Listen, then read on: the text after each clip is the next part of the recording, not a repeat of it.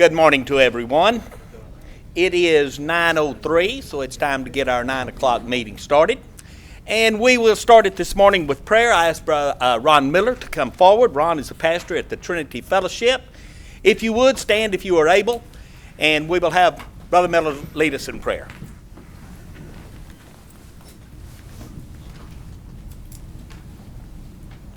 Dear Heavenly Father, we come before you today.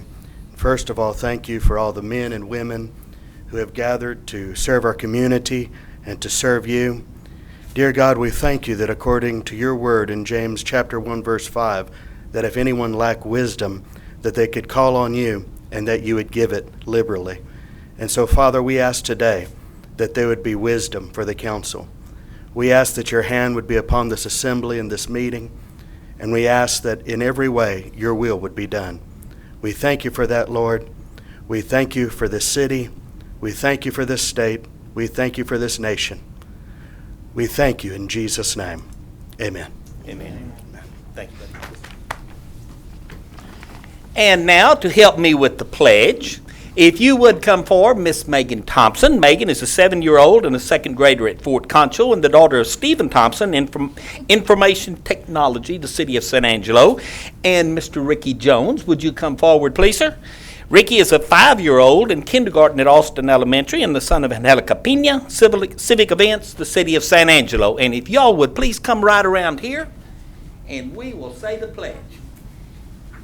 I pledge allegiance to the flag of the United States of America and to the republic for which it stands, one nation, under God, indivisible, with liberty and justice for all. And the Texas flag.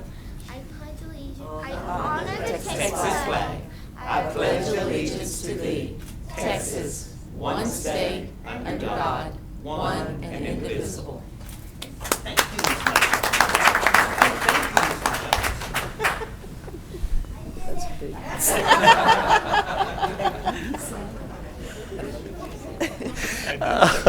What a good job y'all did this morning. Thank you so very much. We have one recognition this morning, and this is for the City of San Angelo Finance Department for obtaining the 2014 Certification of Investment Policy by the Government Treasurers Organization of Texas. Tina, you headed this way? Tina Bonnell is our finance director. And this says, the Government Treasurers Organization of Texas Certification of Investment Policy presented to the City of San Angelo for developing an investment policy that meets the requirements of the Public Funds Investment Act and standards for prudent public investing established by the Government Treasurers Association Organization of Texas. Ms. Tina? Thank you. Thank you, ma'am. And if you would make your speech. Oh, sure. We're certainly pleased to receive this award. It just reaffirms for us that our investment policies and procedures are in accordance with the Public Funds Investment Act, which governs municipalities. It also shows that we're making a concerted effort to protect the city's funds by looking first at safety and then, of course, liquidity and return on investment. I want to thank Dale Hahn. He's our cash and debt analyst in the accounting division, and he's done a lot to help us earn this award. So, thank you.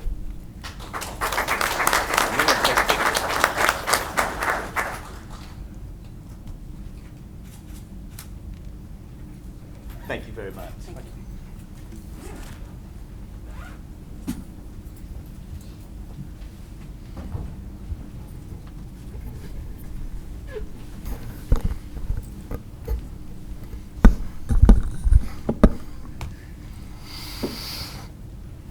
We are now ready for public comment, and this is the time at the meeting when we allow our citizens the chance to come to the microphone and to make their public comments, to make whatever they want to say, whether it be pro or con, but this is your opportunity. Let me read the legalities, and then I'm going to open it up to the floor. The council takes public comment on all items on the regular agenda. Public input will be taken on a regular agenda item at its appropriate discussion. Public input on an item not on the agenda or consent agenda may be identified and requested for consideration by the council at this time. The council may request an item be placed on a future agenda or for a consent agenda item to be moved to the regular agenda for public comment. On public hearing items, public input will be received on each item immediately following the council discussion and prior to any action on the item. Each member of the public should make the remarks from the podium and begin by stating their name. Remarks by each citizen will be limited to 3 to 5 minutes unless waived by a council member for all speaking on that matter. No individual will be allowed to speak more than once on any one subject until every citizen wishing to do comment has done so. So form a line, come to the front, state your name, and let's hear your comments. Who's first?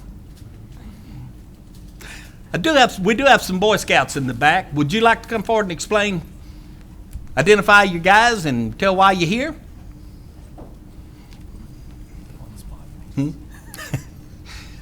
Didn't mean to put you on the spot, buddy, but when we see children in the audience, we like to identify them and recognize them. My name is Robert Basham, Scoutmaster Troop 6. I've brought 3 of my scouts along to observe a city council meeting.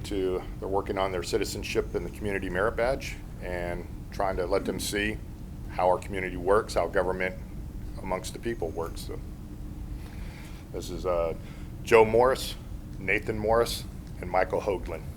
Welcome. We're glad to have you all here this morning. Thank you. Anyone else care to approach the council? Are there any comments either pro or con? If there be none from the public, then I'm going to turn it over to the council. Is there anyone on the council that has any statements or anything need to be said or anything need to be pulled? Start with you, Charlotte. Yes, I need to make an apology to the city staff and to Mr. Valenzuela. At our last council meeting, I spoke pretty critically of the planning department and the way they went about things, and that is my error. If I need to be reminded time to time, it's a good thing because I can't remember everything, but council members should only address the city manager and not the staff. We shouldn't direct our comments directly to them at the podium or anywhere else. That only should be done to Mr. Valenzuela, and I do apologize. And in the future, please keep me straight. Thank you, ma'am. Appreciate that. Do we have any other comments from council? Elizabeth. I've been contacted by a few folks in the community that, of course, are very disappointed in municipal pool closing during the week, and I would hope that in the future we can manage that better so that that doesn't happen, so that our community gets full use of that great facility. Just to point out on that, Ms. Grindstaff, we had some technical problems with pumping systems there, so it was something that was... So it wasn't just a staffing issue? No, we Okay. had mechanical problems that we Okay. couldn't predict. Understood. Also, I'm having my second neighborhood chat this evening, 7 o'clock at Santa Rita Elementary School in the lovely cafeteria for anyone in SMD 5 and our friends. That's all. Okay. Well, I do have one comment, and I think we've all heard about this ice bucket challenge that's sweeping the nation for ALS. And I've been challenged twice. My young grandson, and then yesterday I went to a meeting and Becky Ruff has challenged me. So I will be at the McKenzie, I think it's 1421, the home of Mike Ford tonight, and I'm going to take my bucket of ice, and then I'm going to make some challenges myself. I'm going to challenge a man by the name of Valenzuela, and a man by the name of Weiss, and a man by the name of Dane. And depending on how this meeting goes today, there may be a Dixon and a Bowling and a Ramirez, so there's just no end to this. So anyway, this is a good deal. This is raising money for ALS, which is Lou Gehrig's disease, and it is sweeping the nation. So anyhow, anybody got some challenges, you can help me with them. Do I have any items on the consent agenda to be moved? Ms. Elizabeth? I have two. I have one on the item having to do with fire department and the award of RFP FD 2014 supplemental program services. What number? And Which then number is That's this, number ma'am? 2. number 2, and then also the item on the New Freedoms Act, and that's, or grant fund, and that's, I think, relevant to several items. 6 and 7.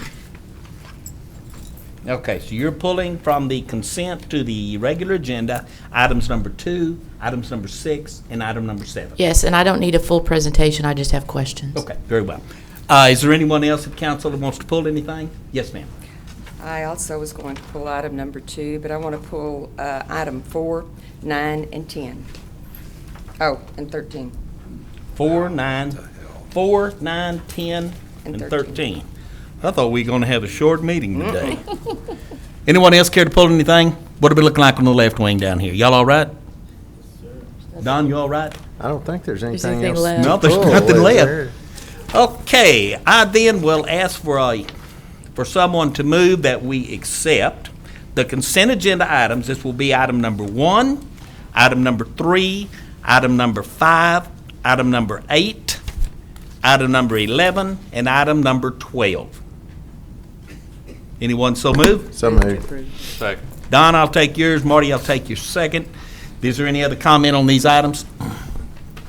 Do I have public comment on any of these items that we have moved to approve?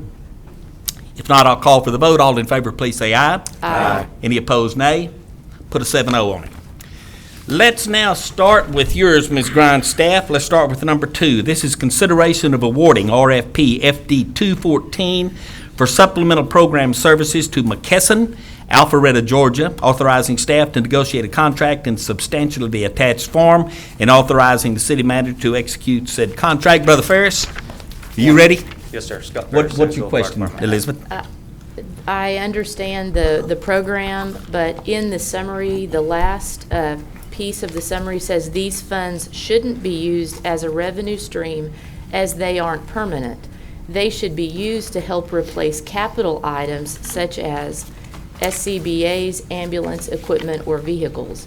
And I don't think I'm used to seeing someone tell us how they should or shouldn't be used. That I could see that more as a discussion for the council in a larger budget conversation. Exactly. Even though I understand they're not permanent, this is a fairly sizable revenue that could go to the general fund. Yes, ma'am, and it could. And I think that was the point that Chief Dunn was trying to make here, is that it's not a guaranteed deal. The state can stop it at any time. They can pull the rug out from underneath this program, and then we wouldn't have any funding. But we're going to try to get on board with it and start it. But I think you summed it up. It is not guaranteed, and it's not something that we will see every year coming in.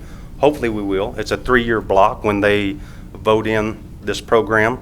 So every 3 years, they vote on running another 3 years. But So- you'd have no problem with those funds going into the general fund and being used as the council sees fit for No, the I next think we year? need to, recover any monies we can recover and use it for as needed, so.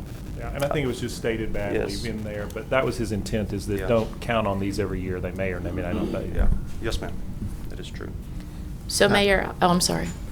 Go I ahead. just have another question also. Let's say someone is unable to pay these, what are the ramifications for that? This is a program that's put on by the state, that's state-funded, and they pay you up to, I believe it was 59% of unpaid stuff. So this is all state-funded And it's stuff. It don't come basically from. It's a new program that the fire department discovered that we could try to recapture some costs that we're losing right now through the state. So it's a good thing for us, but it doesn't affect what's going on where someone's having a payment issue. It's Yeah, this for the won't go, state. this won't come back to the citizen and bite them. Okay, that sir. was my main concern, along with Elizabeth's also. Did you want to add some language to this, Elizabeth? Well, and I then would move for say approval? that I would make a motion to approve the award. I would just prefer that the revenue stream that this produces not be dedicated as a action of this, as a result of our action today. Yeah. Is there any way that you can state that to enhance the motion? Mayor? Yes, Mayor, sir. could I assist? We have that pool of money in the general fund to use as pay-as-you-go capital. And that didn't have to be used for capital. It could be used for whatever priorities council saw fit. In the proposed budget today, we've used that to close the gap, and we've allocated it to priorities.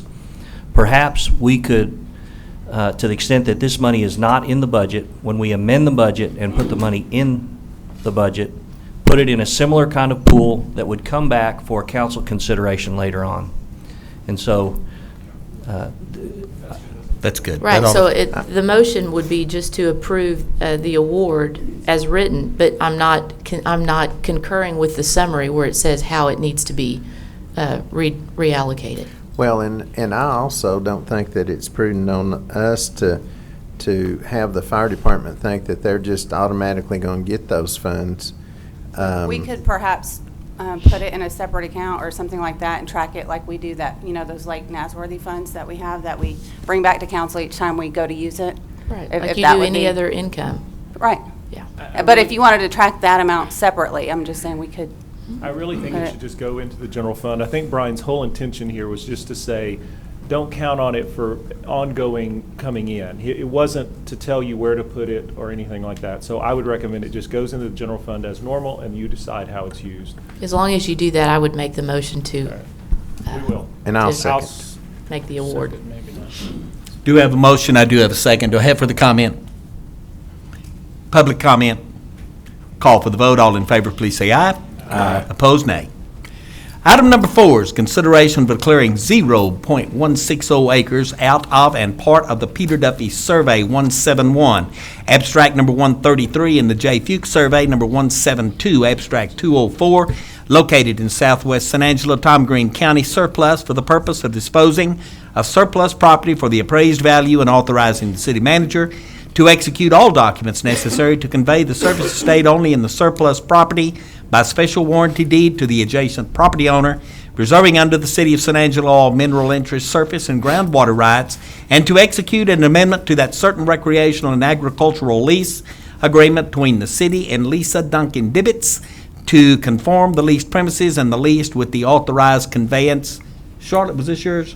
Would you take it then, please, ma'am? Yes, I just want to remind staff that y'all know what you're doing and what you're talking about, but when we're reading on a piece of paper, if it's not as clear as mud, I can't assume. So I'm Okay. just asking the question. I see Okay. that the value of that 0.016 acres, the value was $8,500. Does that value include the mineral rights, or is that exclusive of those mineral rights?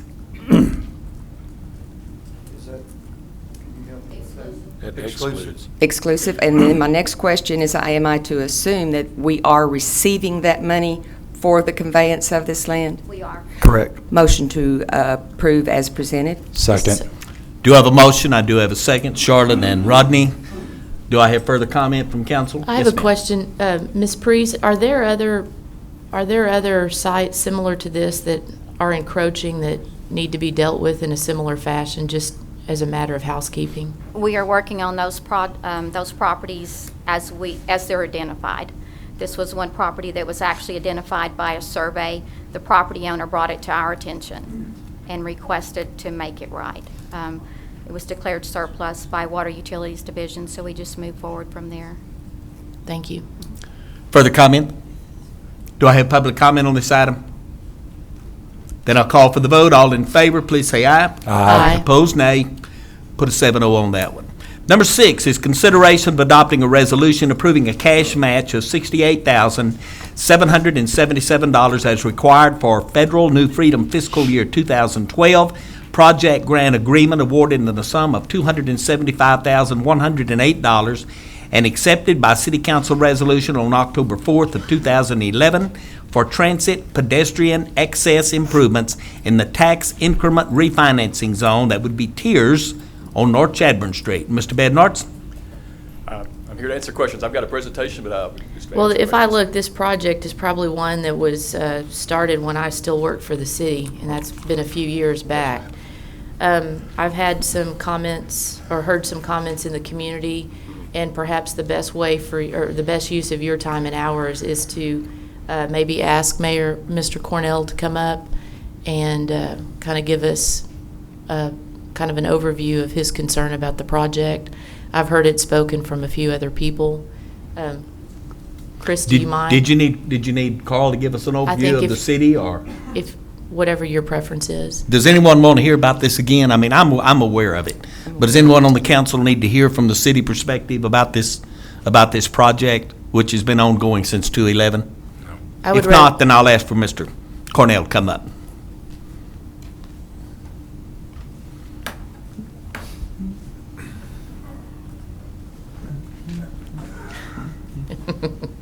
I'd like to hear from Carl. I'm really kind of confused about what's happened.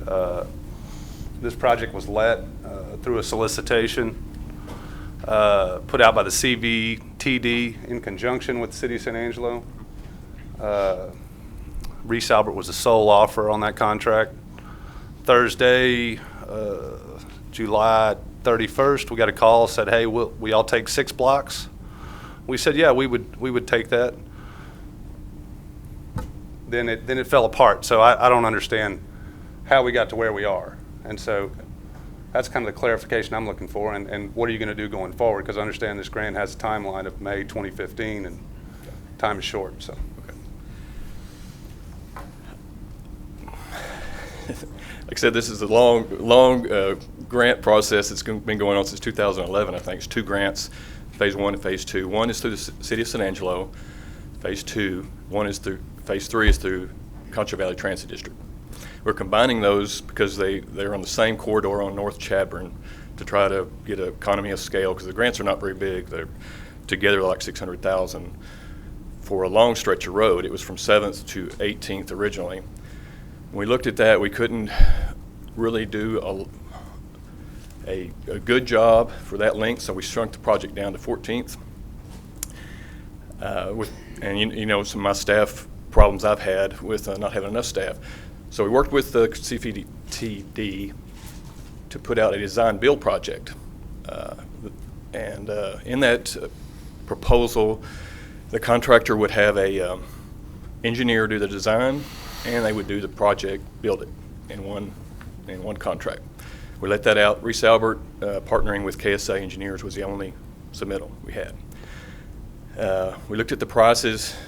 They seemed to be high to us.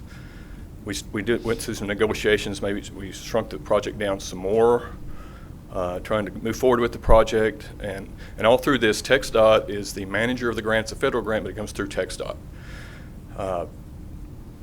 We had conversations with TxDOT. They looked at all of our proposals, thought we were good. We had several conversations with them, several conference calls. At the last minute, they said, no, you need to go back and advertise or separate the engineering and the construction out. So we notified Reese Albert that we're going to have to do it that way. And going forward, I've since learned, I'm still new here, I'm sorry, but that we have a process where we have a service contract, ongoing service contract. Any engineers can put in for that. SKG put in that pool years ago.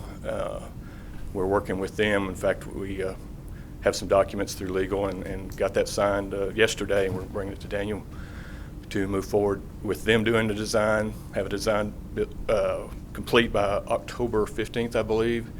We're going out for contract then to complete the project by May 15th. Carl, did all that activity you just described, that went through the CVTD, right? Yes. They were handling all of that. Yeah, in conjunction with us. We had a lot of conversation with them. And But they were handling all the bidding, right? yeah, they handled the bidding and that. That was not going through our purchasing department. No, not at the time. No. All right. So I believe the CVTD has representatives here. If you have questions related to that, their purchasing processes are a little different than ours. I don't think there's anything unique or significant there, but they can represent their position on it. I don't think we should represent our position. I don't think we should represent their position. Thank you. Charlotte?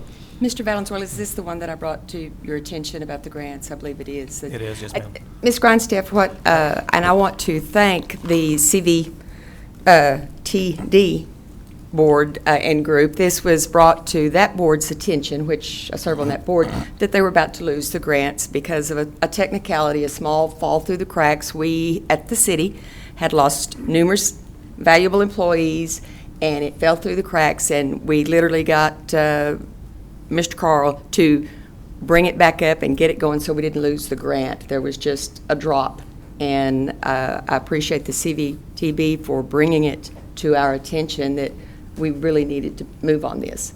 That's all that happened. But the scope has changed. And I mean, and as time goes on, I don't know of any construction right now that gets cheaper over time.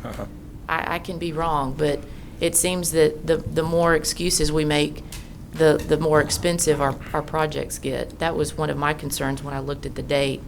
And then I think both the mayor and I had calls from Mr. Cornell just concerned about the status of the project. And if one of the bidders doesn't understand the status of the project, then I think we all have an issue. So as long as Mr. Cornell is satisfied, whether it's through the transit district or you, I'm satisfied. The bids came in excess of the budget. That's what's driving the scope change. Major, do you have anything to say on this? We're available for any questions. Come to the microphone, please, sir.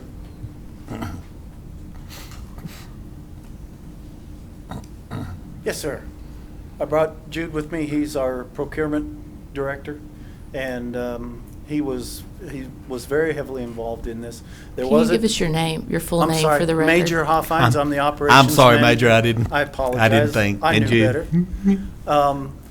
The city was in danger of losing their portion of this grant, mainly because of the timeline that this had dragged on and on and on.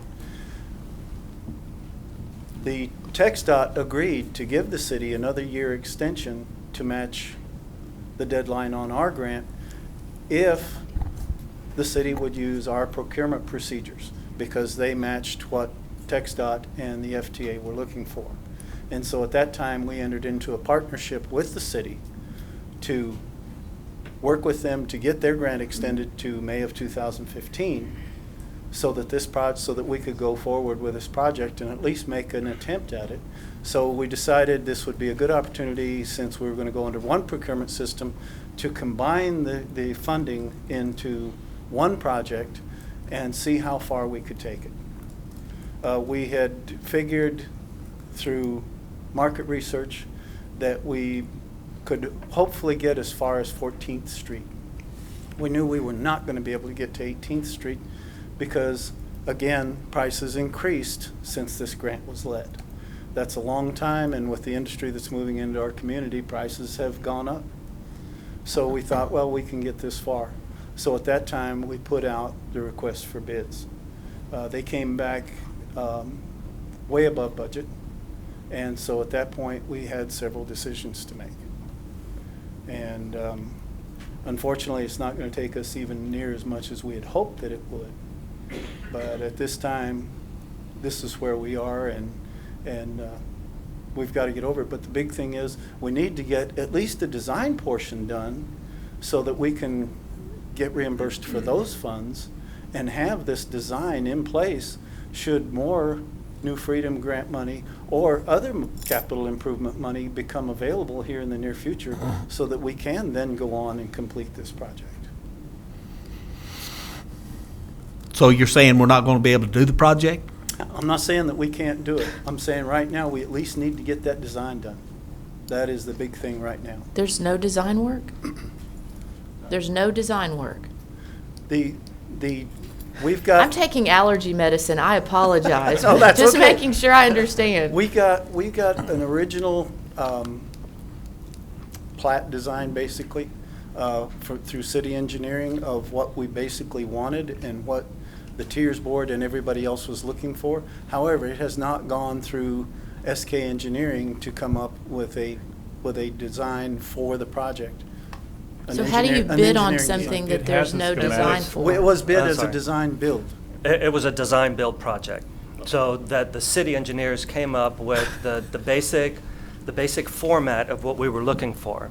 And because the design-build is unique to us, it's not part of a city procurement process, where we actually go out and we hire somebody as part of the contract to do the design portion, and then they also follow through with the build portion. Now, once we received those proposals and we sat down and we looked at the costs involved, we could not determine those prices fair and reasonable at the time. So when we went back and CVTD went and made an offer as to what we could accomplish to the contractor, or the proposed contractor, it came back in a differently than what we had even offered. So at that time, I contacted the FTA attorney, talked with TxDOT, and it was TxDOT that came back and said, no, we need to stop this because this is not within what we were expecting under this grant. So TxDOT put a stop to it.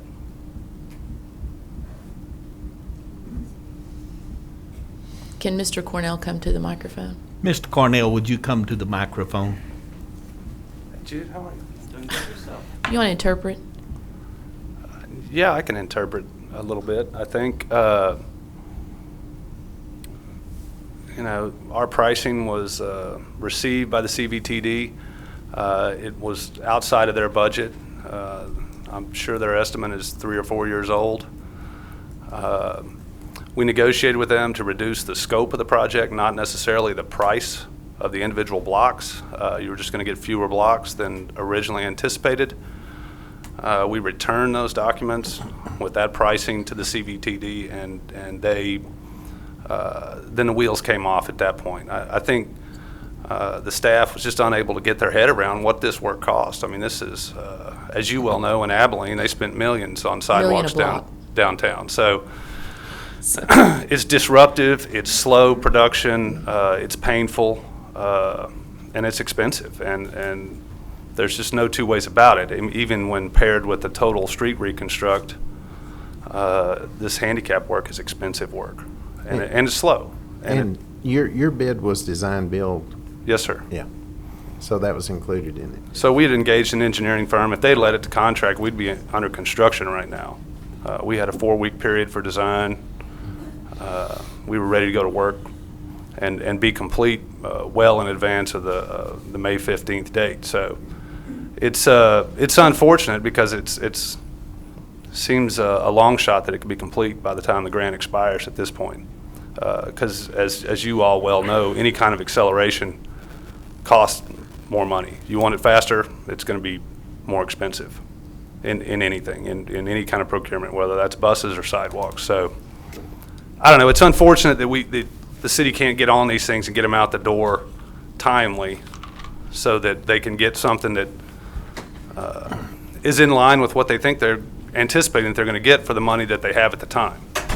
So anyway, any questions from anybody on the council? I have a question. I do too. Johnny? For Carl, are you able to share with us, we're talking about these bids that came in, they're way over bid. Are you able to share those amounts?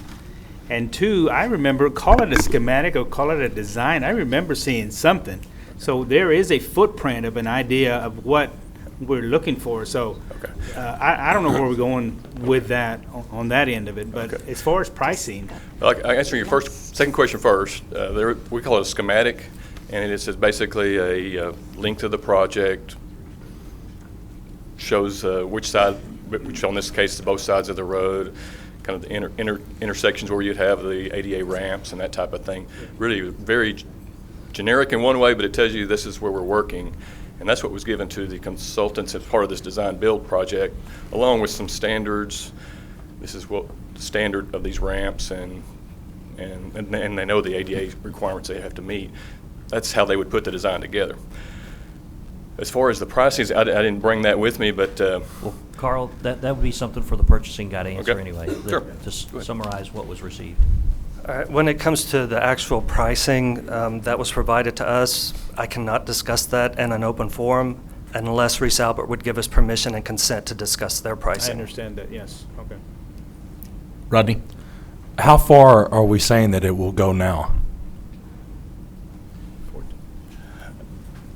What's the in our estimate? last negotiations with Reese Albert, we were looking at 7th to 10th. So I'm estimating somewhere between 7th to 10th, or maybe 7th to 14th, so between 10th and 14th Street. One thing I might throw in there is we have a design, and this was kind of an issue with the whole thing. They were giving us a bid on an unknown, and we brought that up several times during the discussions. When we have this new design, it's going to be a design set of plans where they can actually review it in totality and know exactly what they're bidding. I'm hoping the prices will come down and maybe we can go farther, although it's kind of be balanced out by the acceleration we're going to be needing also. So if we approve, if the state has put the stop to this, why are we even considering it? Good question. They're asking us to go a different route. They're asking us that if we choose to go forward, that we might go and actually have someone do the design and then see if we can go out and get a better price by just doing the construction part instead of the design build. That's what TxDOT is asking us to do. Mayor? And Yes, sir. I will let you know that although I can't discuss their pricing, I will let you know that between the city, between the engineering department and myself, we did do market research and we did look at some of these prices in our local market. So we're gonna have to go out for bids again Yes, sir. If that's the direction, yes, sir. and still get this completed by May of 15? It'll end up having to be a multiple award to get. Ain't to get no done by- way that's gonna happen, is there? Well, and our big problem with this is that the last we heard, to my understanding, if my memory serves me correctly, was that with the funds that we had and the bid that we got back, that we were going to be able to go approximately 3 blocks. Not that we have a problem with going 3 blocks. 3 blocks is a lot better than none. But when FTA and TxDOT said, no, you need to go back and revisit this, I don't know about the city, but a $250,000 hit to our budget would be tremendous. Because if they did not reimburse us based on a warning in the first place, then that construction's going to come out of our pocket. I don't understand, Mayor, how there was a not communication between FTA and TxDOT in the first place. I mean, who ultimately is in charge of the project? Whose guidance, whose legal counsel are they looking to? I don't understand. We use FTA legal counsel, and they were aware of it. Before the solicitation went out, they actually have to approve it before it goes out. It's FTA funds, but it's administered by TxDOT. If we approve this and we can't get this thing off the ground by May 15, then we lose the grant money? We will lose whatever we don't use in the design portion. That will go back and be put into a fund for other people that have New Freedom projects that need money to finish them.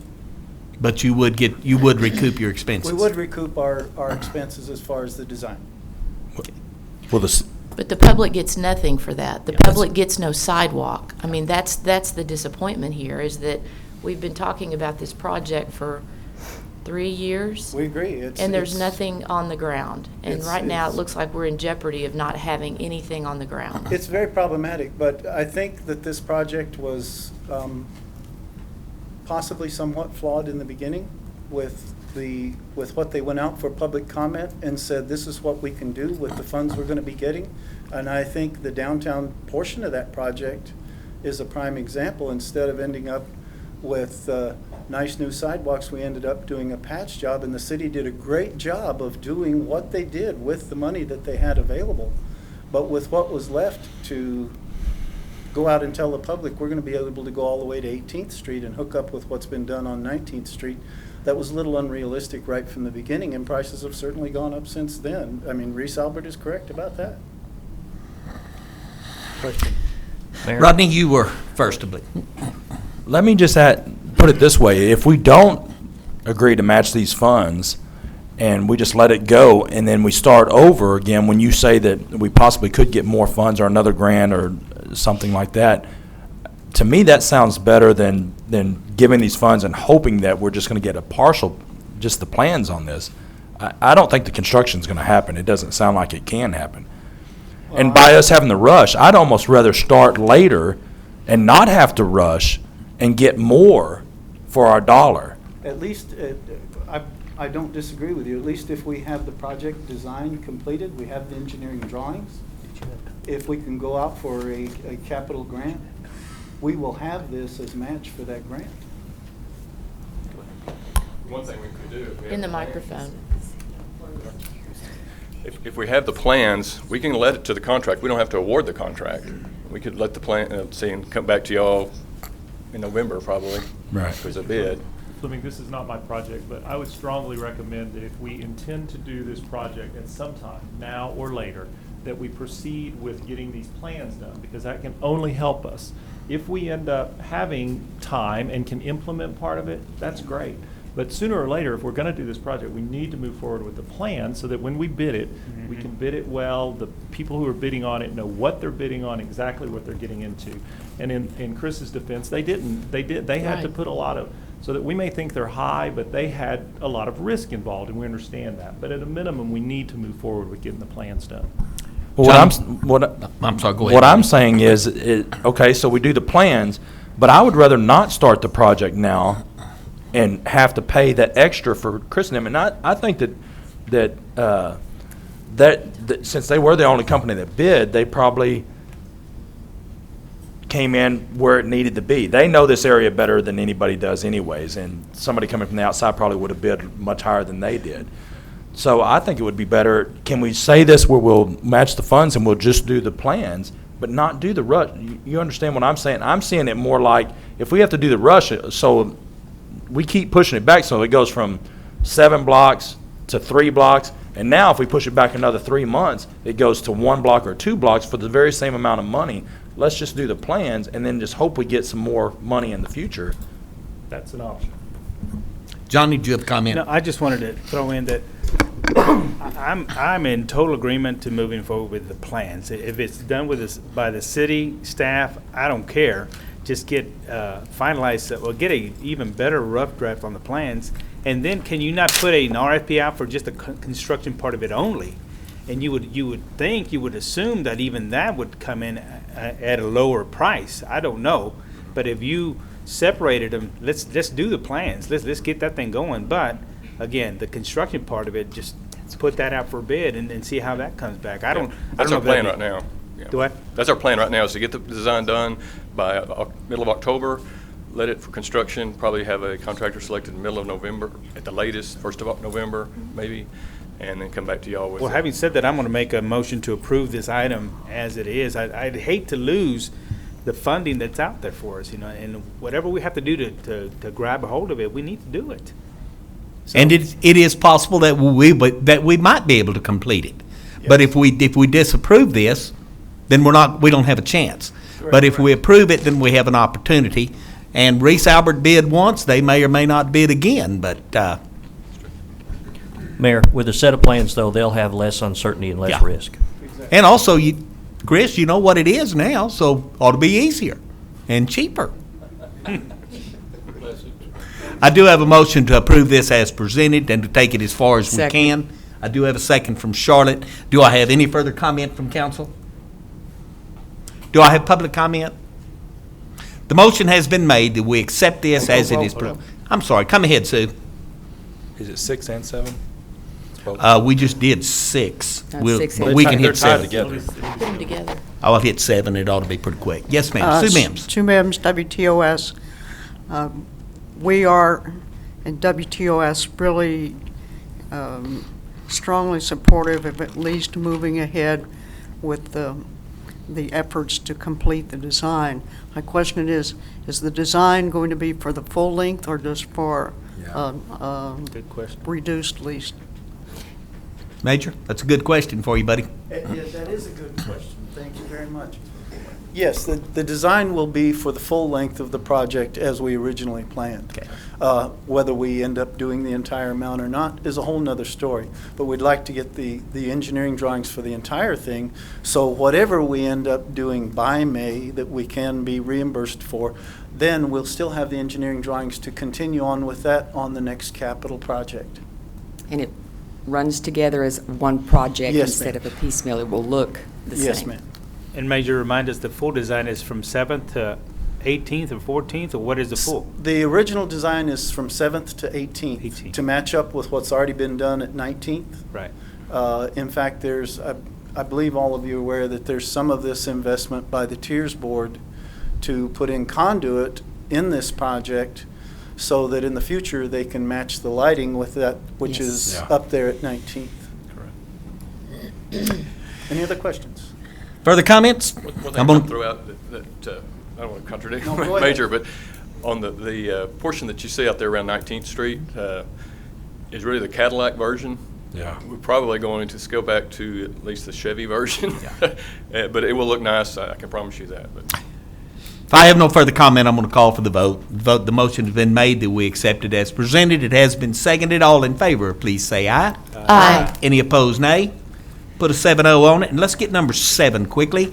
Consideration of adopting a resolution approving a cash match of $57,869 as required for Federal New Freedom Fiscal Year 2012 Project Grant Agreement awarded to the Concho Valley Transit District, CVTD, in the sum of $231,475 for transit pedestrian access improvements to be constructed in the city tax increment refinancing zone tiers on North Chadburn Street pursuant to interlocal agreement between the city and the CVTD. And this is in conjunction with exactly what we have been discussing. Move to approve. Second. Do have Charlotte has moved to approve. Johnny has seconded.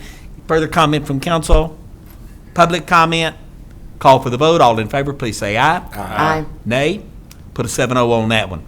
Let's move on now to number 9, which is consideration of adopting a resolution authorizing the city manager to execute a memorandum of understanding with the Texas A&M Forest Service to provide emergency response personnel to serve and respond as members of the State of Texas Regional Incidents Management Team Program.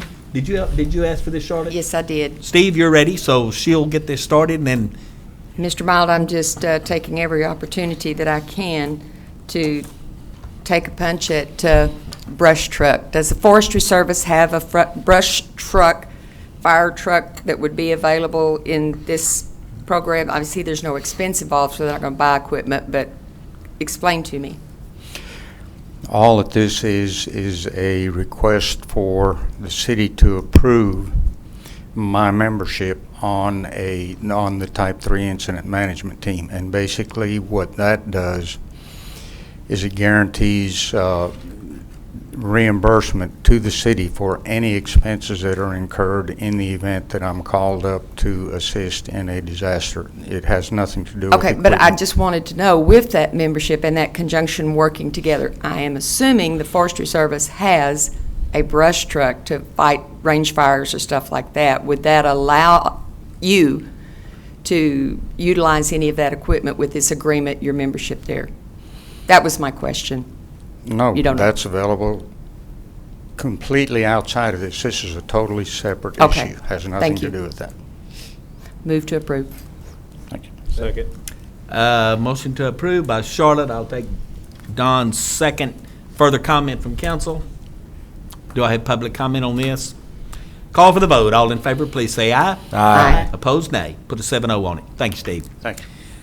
Number 10, second hearing, consideration of adopting an ordinance amending Chapter 12, Exhibit A, zoning ordinance of the Code of Ordinances, City of San Angelo, or Guerrera, PD 1401, White Oaks Development LLC.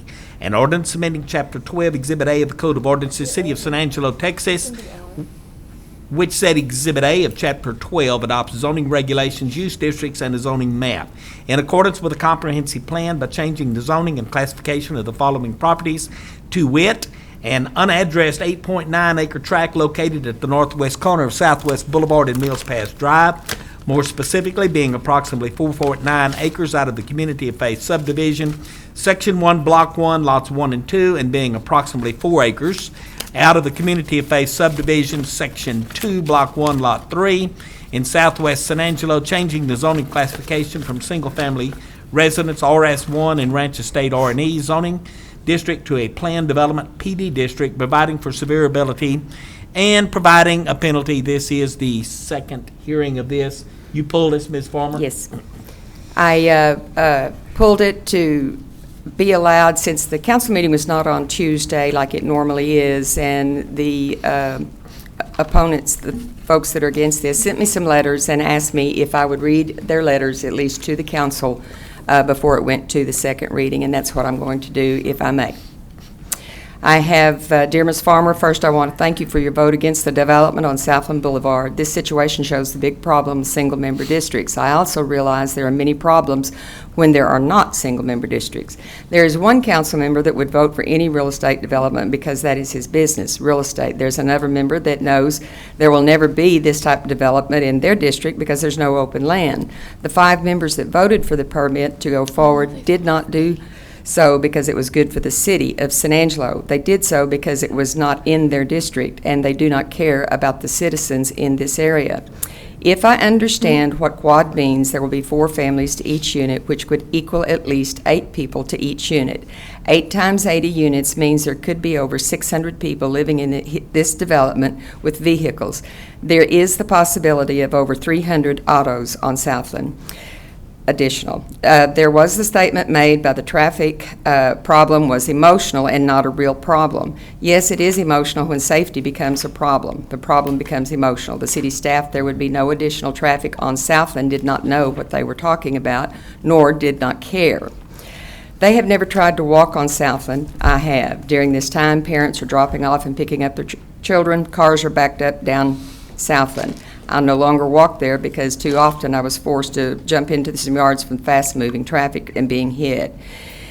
At one time, and as is now, I understand there are 18-wheelers using Southland. Since I no longer walk, I cannot attest to this, but according to my neighbors, this is so.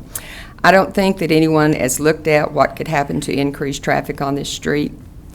There is the shopping center that will open soon, and that will have extra traffic, and the storage unit buildings, an additional 100 units is going to add traffic. I know this will not increase traffic in any great numbers, but there will be increases. There has been a permit for a very large motel in the area. This will increase traffic on Oak Grove, Green Meadow, and Southland. When this is all considered, traffic will increase tremendously in the area.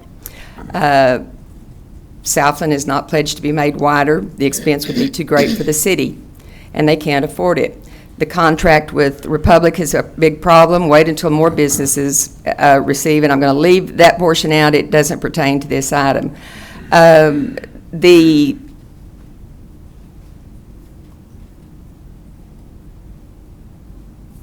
I hope and pray that the rumors are just rumors and that the city council does care about its citizens. Many citizens have a problem with the city wanting to have more people move to San Angelo, but we can't take care of the ones we have here now when we won't consider the traffic issues. And the rest of it is just about their dissatisfaction with city council. And What is the name on that and the address? Or you don't have to give the address, but I do want the name. Mr. Dews. D-E-W-S. Dews. The other one is reference to the zone change. We, the citizens of SMD 6, who obtained 275 signatures to prevent the above area being changed from RS 1 to RM 3, succeeded in getting the council to listen to us and leave our area RS1 about 5 months ago. And in less than a year, the city planners came right back and they want to change it to PD RM2. We again provided 176 signatures against this change. That's a total of 452 signatures of registered voters who do not want the zoning changed from RS1 to PD RM2. 6 council members chose not to listen to the people who live in the area and what their wishes are for where they live. 6 council members chose to listen to the one seller, one developer who have nothing to gain but money in their pockets, money made off our investments in single-family residential homes. There are numerous apartments, townhouses, and hotels with executive suites being built in this area that are probably 6 of you want all the residential accommodations for your commercial buddies. Okay. Therefore, we, the citizens in SMD 6, will be exercising our right under Home Rule City to use the inherent authority under public purpose, the initiative to exercise the procedure which local voters directly to initiate legislation. Citizen lawmaking through the initiative process allows local voters to circumvent the city council, but by direct ballot box action on new ordinances that have wide support in the community, but which the council refuses to enact or ignore the majority of the citizens' wishes where they live. We will follow the initiative process, beginning with circulation of a petition, setting forth the text of the desired ordinance. We will acquire the number of signatures of voters needed to force the city council to submit the ordinances to the people at a citywide election should the council decide not to consider this action today. The state requirement is only 5% of voters in the last city election. Our council member has told us to refer to Section 47 of the San Angelo Charter, as it states 25%. We have also been advised we should seek our own legal counsel and obtain any necessary form of working for the petition from the city clerk. When this is done, the city council has two choices. One, call for an election on the ordinance and let the public majority vote or decide, or kill the ordinance. Referendum is a procedure under which voters can repeal unpopular or existing ordinances that the council refuses to rescind by its own action, and that is from the Lunds and the Richards in the district. And I did, when they called me to make sure I'd received their letters, I did give them Ms. Alicia Ramirez's phone number to contact her on the proper procedures if they proceeded. And what it amounts to is we could move to vote on this at second reading or postpone. It's council's discretion. And because of the enormity of my phone calls still that I'm getting, I cannot continue to say nothing or will not support the project or the zone change. I know in our last council meeting, we worked with this for probably an hour and a half, and we determined that if we left it RS1, that there could be 76 new residences in this area. If we went with the quads, there could be 80 residences in this area. And there was actually 4 extra residences with the quads than there would be leaving it RS1. And we talked about it, we discussed it. The motion was made, I believe Elizabeth made it, that we allow this change. It was a 6-1 vote. This is a second reading. I'm asking for a motion one way or the other. Move to approve. Second. I have a move to approve as the first reading, that we allow it to go to a planned development. Johnny Silvas, I do have a second by Rodney. Do you have a comment, sir? Yeah, and I think I probably am speaking for most of the council members, and you'll speak up if I'm not. I care deeply about every citizen in this city. That comment really just blows me away. I wouldn't be doing this job, and I think that most all of us up here wouldn't be doing this job unless we did care about this city. And I care about the planning and looking at our future of what we have to do as a whole. Now, there's several big things coming up in our near future that are not going to be popular things, but they're going to be things that probably are going to fit in with our planning for our overall city. So sometimes we have to make hard decisions, and I think this was a hard decision. And believe me, when this person, I don't know if it was the first letter, I think it was the first letter, said that I would vote for everything real estate. Go back and look at my record. I haven't voted for everything real estate. I am more in favor of most real estate growth because that's most of the stuff that comes before us fits in within our plan. If it's in our plan, I am going to be for it. Johnny? I just wanted to add that was a tough decision, but I see the progress of what's happening now.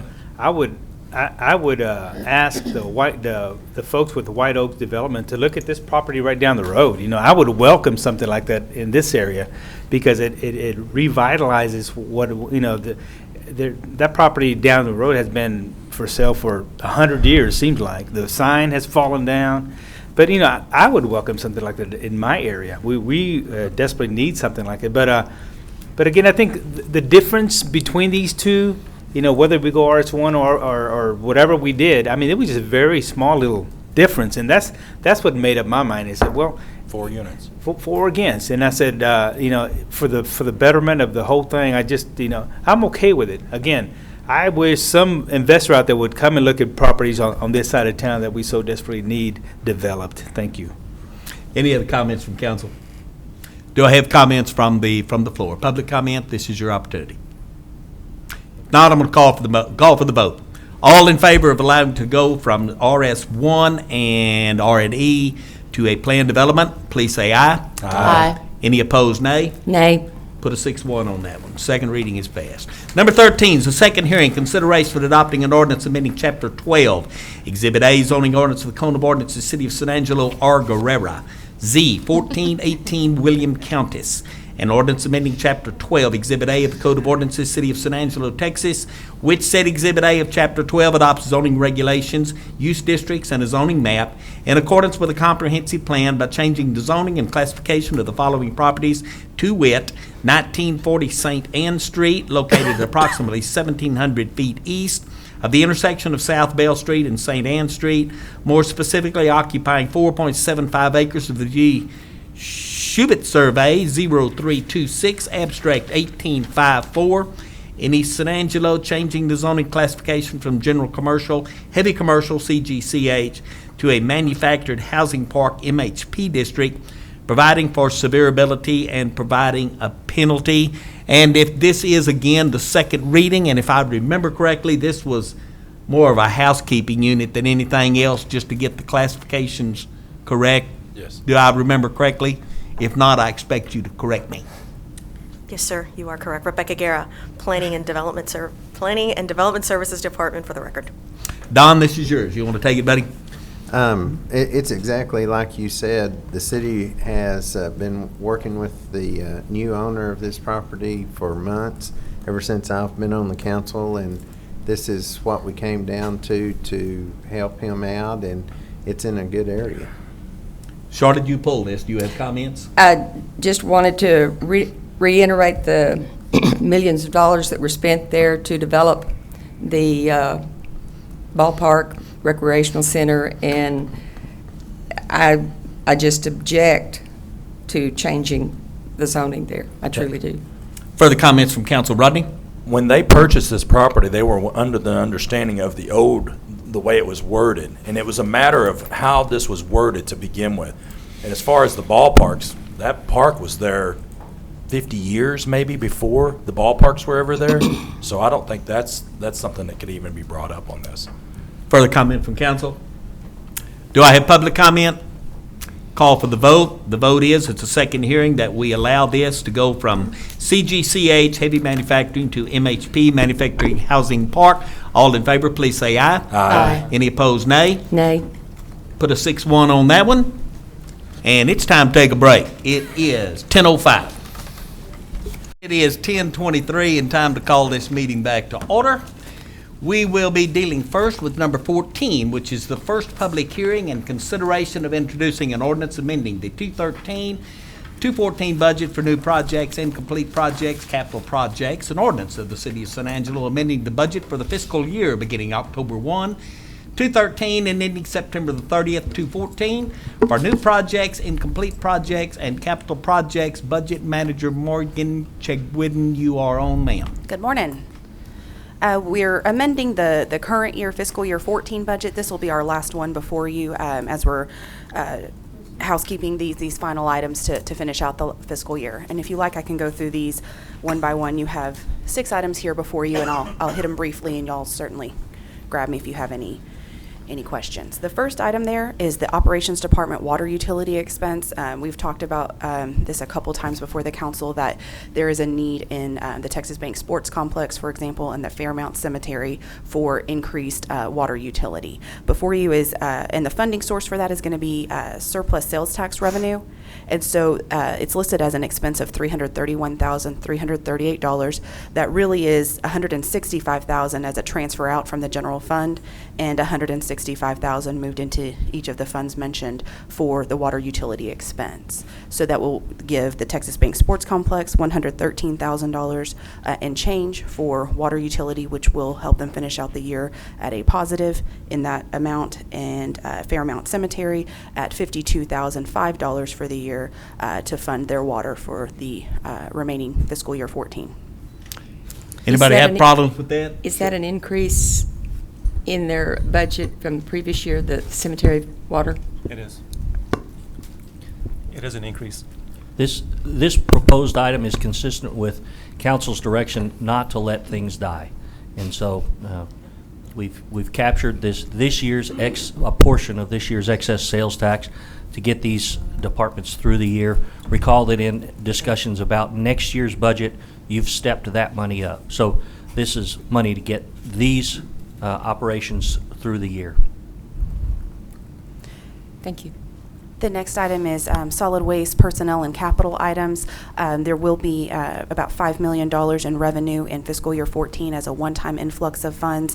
3.6 million of that is in related to the contract directive, and the remaining 1.4 million is related to the new cell construction. So we're going to capture that revenue, budget for that revenue, and we needed to utilize about 64,000 of that as an expense for personnel, a vehicle to be purchased, and operating expenses. And so that $64,326 is for those items to finish out fiscal year 14. The next item before you is wastewater equipment replacement. There is a surplus fund balance in the wastewater debt service fund, and we are going to utilize that fund balance as allowed for wastewater debt service. So that will free up money in the wastewater fund that does not need to be transferred out, and that can be instead utilized for equipment. And there is a list of each of those items that will be purchased, totaling $929,000.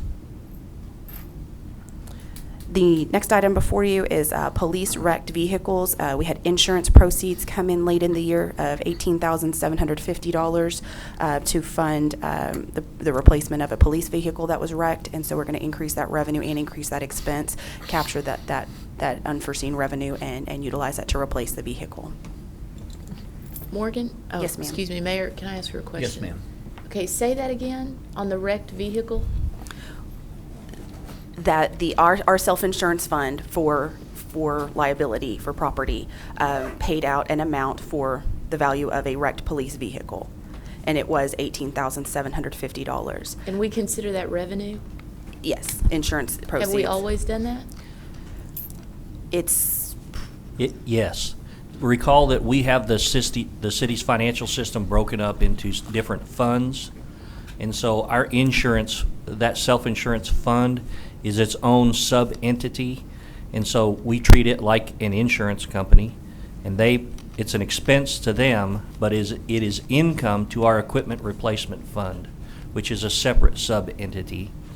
And so in order to utilize those monies, that equipment replacement fund has to recognize the revenue and use that revenue as the funding source for replacing the vehicle.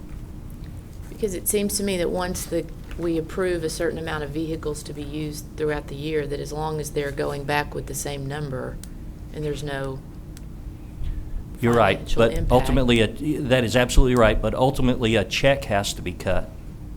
And in order to do that, we have to have the budget amount, the amount budgeted in the expenditure account.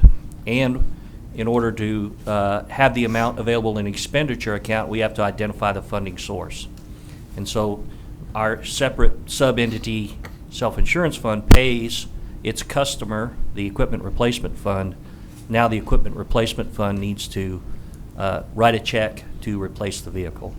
Generally speaking, when we have an incident like that, whether it's police or any other fleet vehicle, are we quick to replace it? I mean, how long are they without a vehicle?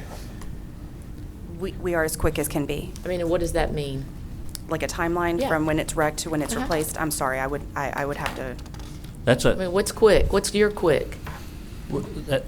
We don't have an answer as good as the question. We're Well going to need to stated. get the risk folks to tell us what they anticipate that replacement will be. There will be time associated with analysis of the vehicle or the wreck. At the point risk makes the determination that it's to be paid, the internal part of it's very quick. I'm not sure how long it takes to replace the vehicle. Certainly to outfit a police vehicle does take some time. From an operating standpoint, that employee being without a vehicle, we rely on the pooled vehicles that are available for use and make so there's not so that person still has a vehicle to drive. It just so that there's not. It just causes a burden on the pooled vehicles that each person is still in their own vehicle and still committing their jobs while this time is going on.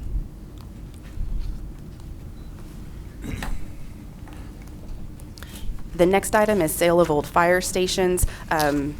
you'll see that there's no revenue and no expense, but it's really moving money from a bond fund. $222,701 was achieved by selling fire stations 5 and 7, and we deposited that money in a bond fund, which is probably more appropriate to report for that in our general capital projects fund. And so we're going to have a decrease of expenditure of $222,000 in one fund, an increase in the other fund. A few years ago, the authority to move money between funds was taken out of the budget ordinance, and so those items still need to come to council. So you'll see that there's no financial impact. We're just cleaning that up.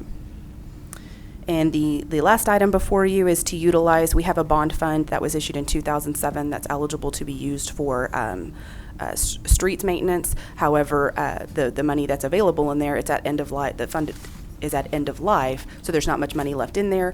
There is $157,525 available in the fund balance, and so we're going to capture that and utilize that for the street maintenance survey that we're out for bid right now on, and we'll be able to fund that with that item and close out this bond fund and use those restricted funds as allowed by law.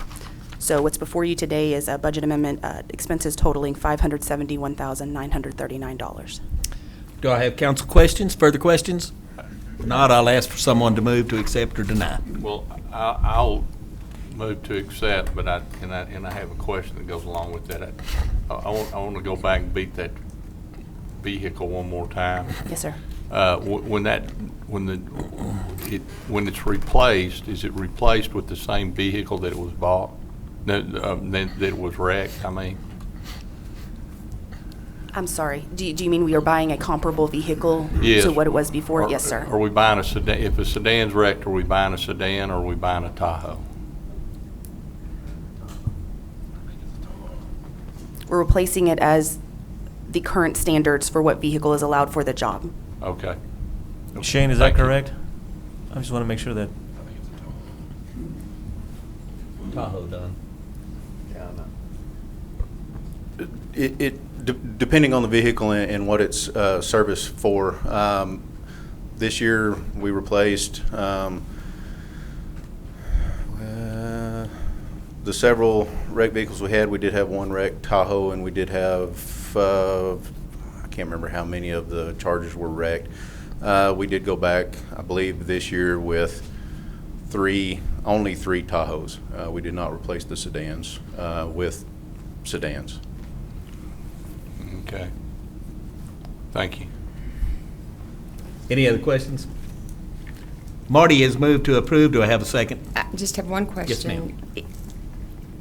Shane, could you give me some sort of idea as to what kind of equipment that you're needing to replace in the wastewater or? That's Ricky. I have a list of it I can bring up that was in the background while Ricky's making his way up here.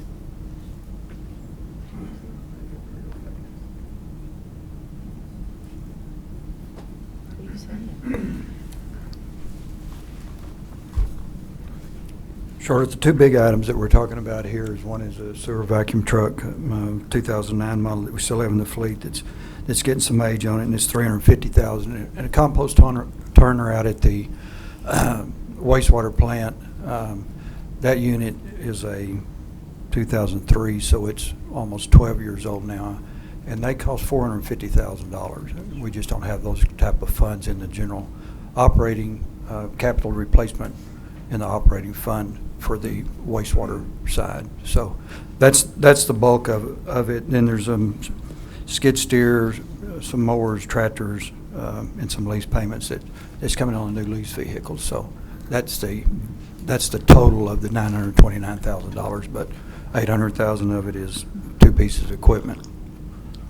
I mean, I don't begrudge you guys getting new equipment. I know you keep it together with mostly baling wire now. I just would like to know what it is. Thank you. You're welcome. Further questions? For a compost truck. I'll second the motion.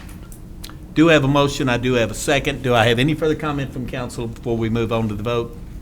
Do I have public comment on this before we move to the vote? Call for the vote. All in favor, please say aye. Aye. Opposed, nay.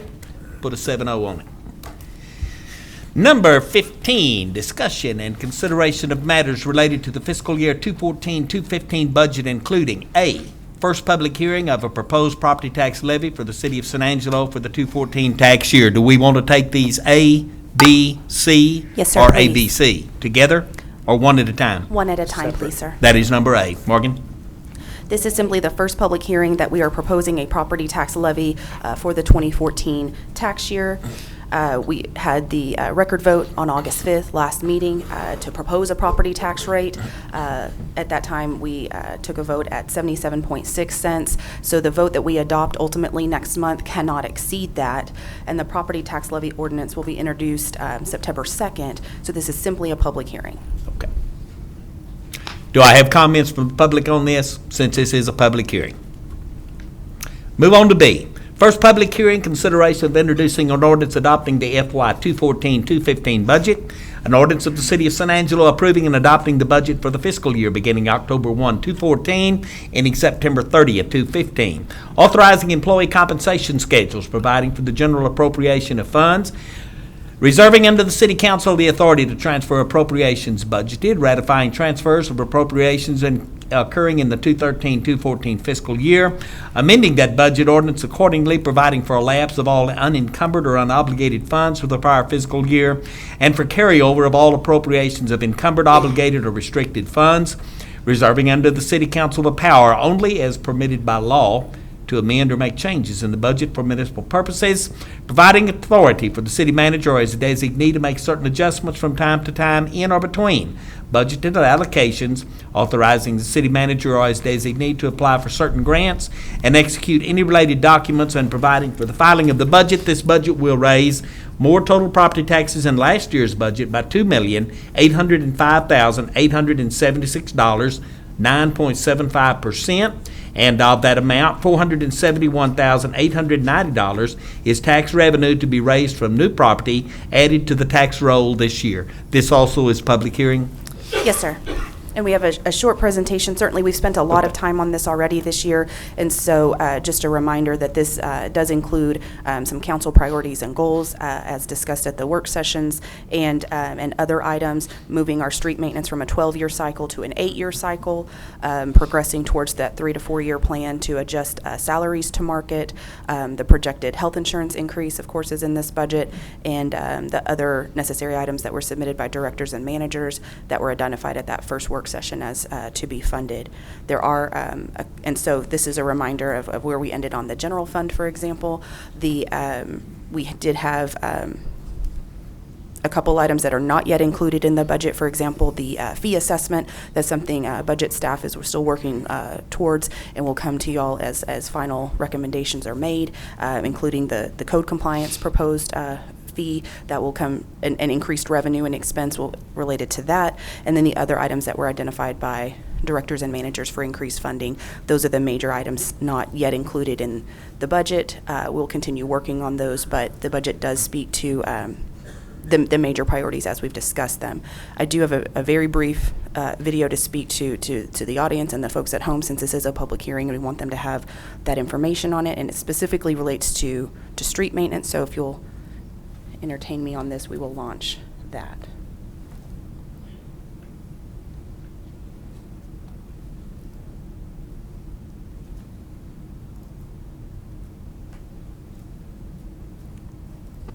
When the City Council recently approved its 5 top concerns for San Angelo's municipal government, the maintenance of city streets ranked second, just behind water.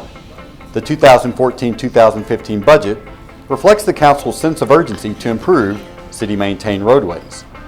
As recently as 2012, the City budgeted $600,000 for street maintenance. In each of the past 2 years, $1.7 million has been budgeted for street projects, mostly seal coating, crack seal, and pothole repair. In the coming year, the City Council is committed to a 129% increase in street maintenance spending.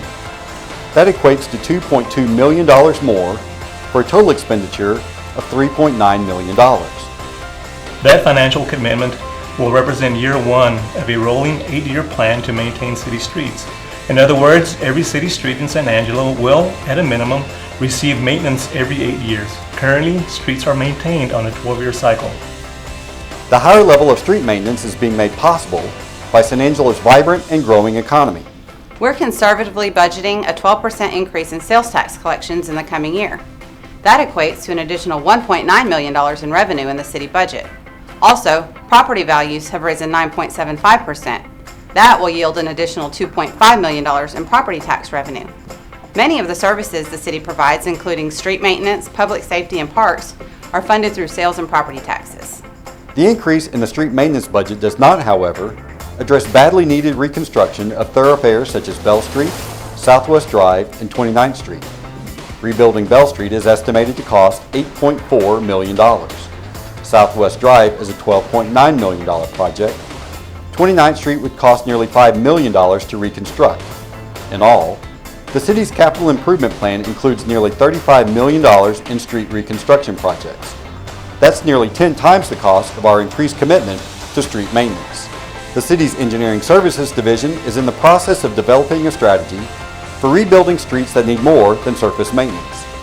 That's necessary in order to accurately assess what must be done to Bell, Southwest, and 29th Street, along with Main Street, Glenna Drive, and MLK Boulevard. Structural integrity of the base of some streets may remain intact. If so, those roadways can be addressed with a less expensive process called mill and overlay. Other streets have a problem with the underlying support structure and require complete reconstruction, as was the case with Great Creek Road a few years ago. We need to assess exactly what needs to be done and how much each project will cost. The results of that assessment will shape the strategy for completing those projects. That might include a plan for financing the reconstruction of some streets. San Angelo drivers are acutely aware of the need to improve city streets. Fortunately, a healthy, thriving economy is affording our municipal government the opportunity to address streets in a meaningful way. That said, the deterioration of city streets did not occur overnight. Neither will their repair happen in one fell swoop.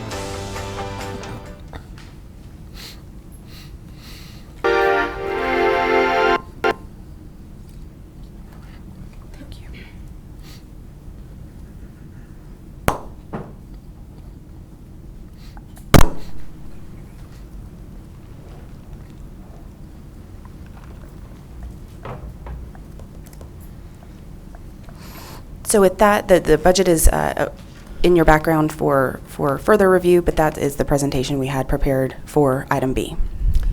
And the budget is balanced with revenue over expenditure? Correct, yes, sir. That's good news. Is there any public comment on this? This is a public hearing. Do I have any public comment on this? Charlotte? I have a question, Ms. Morgan. Mrs. Chedwigan, I'm sorry. Salaries. Each year, we look at salaries, and we're trying to bring it up to the market. Do we ever consider, or is it built in automatically in our budget, say 2.5% to 3% of our income is plugged in and should be in there? I mean, that doesn't mean we have to give it, especially if we don't have it, but is it built into the budget process? And I'm looking at a way to keep and maintain that national average, that wage. Is it built in like that? What we did for this budget process was that Lisa Marley at the first budget work session, I think, recommended a flat % increase across the board. And so what we were able to figure in under the $4.2 million reference in the council priorities and goals, we could afford a 5% raise across all employee groups. And so that's what's in this year's budget cycle for recommendation.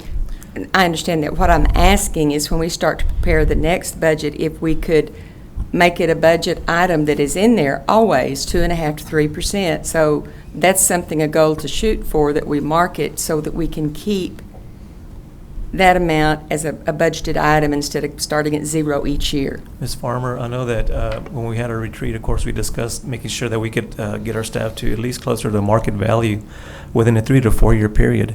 But in order for us to maintain that, absolutely, we'll have to address that percentage of increase on a year-by-year basis, or we're falling further and further behind. Right. It's just a recurring item that should be in the budget so that we don't keep falling behind. We've been trying since 2007 yes, ma'am, to bring this up, but we just get behind. And it's not a good thing. I know that council definitely doesn't want to be coming every year and trying to make an adjustment, especially a 5% or 8% adjustment. Right.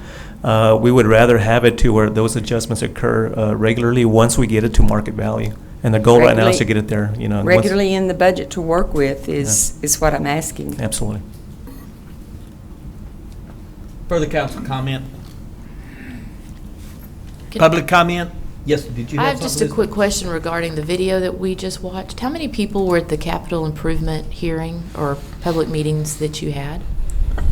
The one in the video, we probably had 36 people there, if I had to guess. Lots of folks there to support the same item, and so not necessarily 36 items before the group to hear, but very good participation compared to prior years. What was the item? 19th Street sidewalks. Good. And I think there's also talking about MLK. Yes, sir. That's always MLK, yeah. Anything else? Any public comment on this before we close out this portion of the public hearing? Let's move on to C. Conduct a separate record vote. I'm sorry, sir, I need a vote on item B to accept the ordinance. Move to approve. Second. Got a motion? introduce the We ordinance. move to approve. Charlotte, second. Sylvus. Let's take a vote on it. All in favor, please say aye. Aye. Opposed, nay. C, conduct a separate record vote to ratify the property tax increase reflected in the budget and place the adoption of this tax rate on the agenda for the September 2014 regular meeting of the City Council as an action item. Tina, Morgan? This item, sir, is simply that we adopted a budget, we proposed a budget that was introduced last item B, that property tax revenue was greater than the prior year. And so it's necessary to comply with local government code that we conduct a separate record vote, and the state is very specific on that language, that it should be exactly what's in quotes on here, that the council ratify that the property tax increase by the 9.75%. Okay, we need a motion that says, I ratify the property tax increase of 9.75% as reflected in the newly adopted budget and place the adoption of this tax rate increase on the agenda for the September 2014 regular meeting of the City Council as an action item. Anyone move to accept? Motion to approve. Second? Anyone? Second. Do have a motion, I do have a second. Rodney, comment? Public comment? All in favor say aye. Aye. Opposed, nay. Put a 7-0 on that one. Thank you. That does 15. Number 16 is consideration of authorizing the sale of city-owned rental property for the appraised value plus 2.5% interest, and authorizing the city manager to execute all necessary legal documents pertaining to the sale of subject properties, subject to completion of all curative requirements. Bob Salas, you are on, sir. 1 second here. Where's the bottom?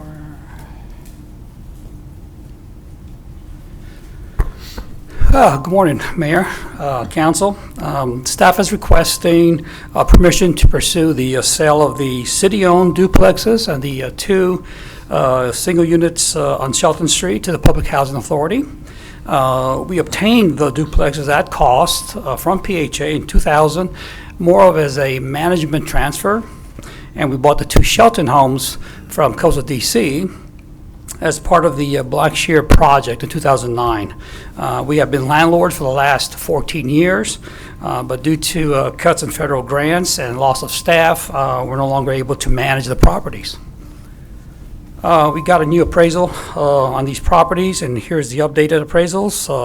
You can see that the 5 duplexes came in at $82,000 for the rent restricted value, and the 2 Shelton homes came in at $96,000 and $98,000 respectively. We are proposing to sell the properties at the rent-restricted appraised value plus 2.5% interest with a 20-year mortgage. We are required to maintain rents and income eligibility until 2029. If we violate the affordability, HUD will require us to repay that amount. Actually, we have to pay the full cost of construction from non-CDBG funds, such as the general fund. We believe PHA is not only the best fit for the sale, but the only viable organization that can take this on, since they really play by the same rules we do. And we're asking council to approve the sale. If I remember correctly, when you brought this to us 6 or 8 months ago, I believe it was Councilman Fleming that says we need a new appraisal and we need some interest on this. That's correct, and we did. And you have done both of those. Yes, sir. So I'm going to leave it with you, Rodney. You want to? No, I'm happy with this.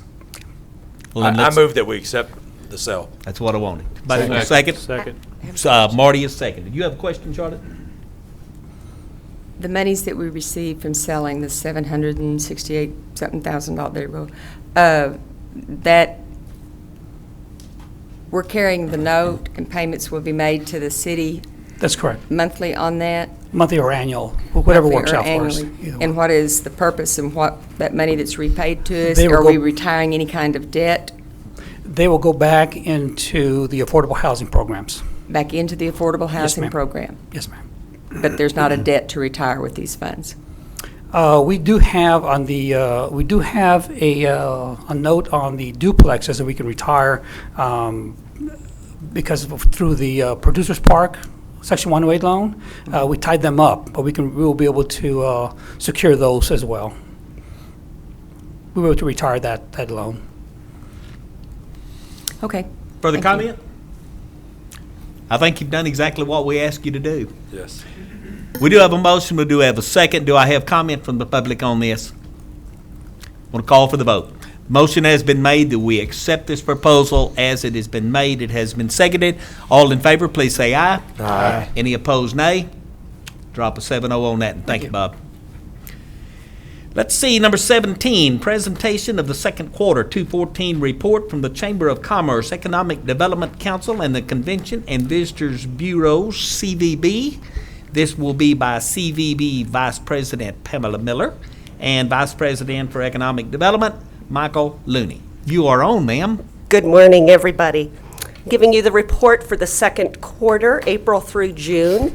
During this period, we assisted with 17 conventions, meetings, sporting events, or tours. We had a projected attendance of 8,680 people with 4,576 room nights. Economic impact, $1,502,560. I have given you a packet with the detail report and the economic impact reports for these events. Pamela? Yes. Is this available to put on the screen? Do you have this information? It's blank. Do you have a PowerPoint, or you just talking from No, memory? you or- should have We your have it. packet. No, Okay. that wasn't it. We It was just for the wondered if it public was- watching. Oh, no, it's page 1 of your packet, though. Okay. Go ahead, ma'am. The two biggest during that period of time, just to highlight those, were the West Texas County Judges and Commissioners Conference and our Angelo Football Clinic, the Coaches Clinic. We had good media this quarter. We had a Texas Country Reporter was here filming 2 different stories that he's going to do on San Angelo. The first one was on Fiddle Fire and Dorothy Douthit, and also on Cowboy Up Chocolatier. They will be coming back to do another story on our mural, the new Indian mural.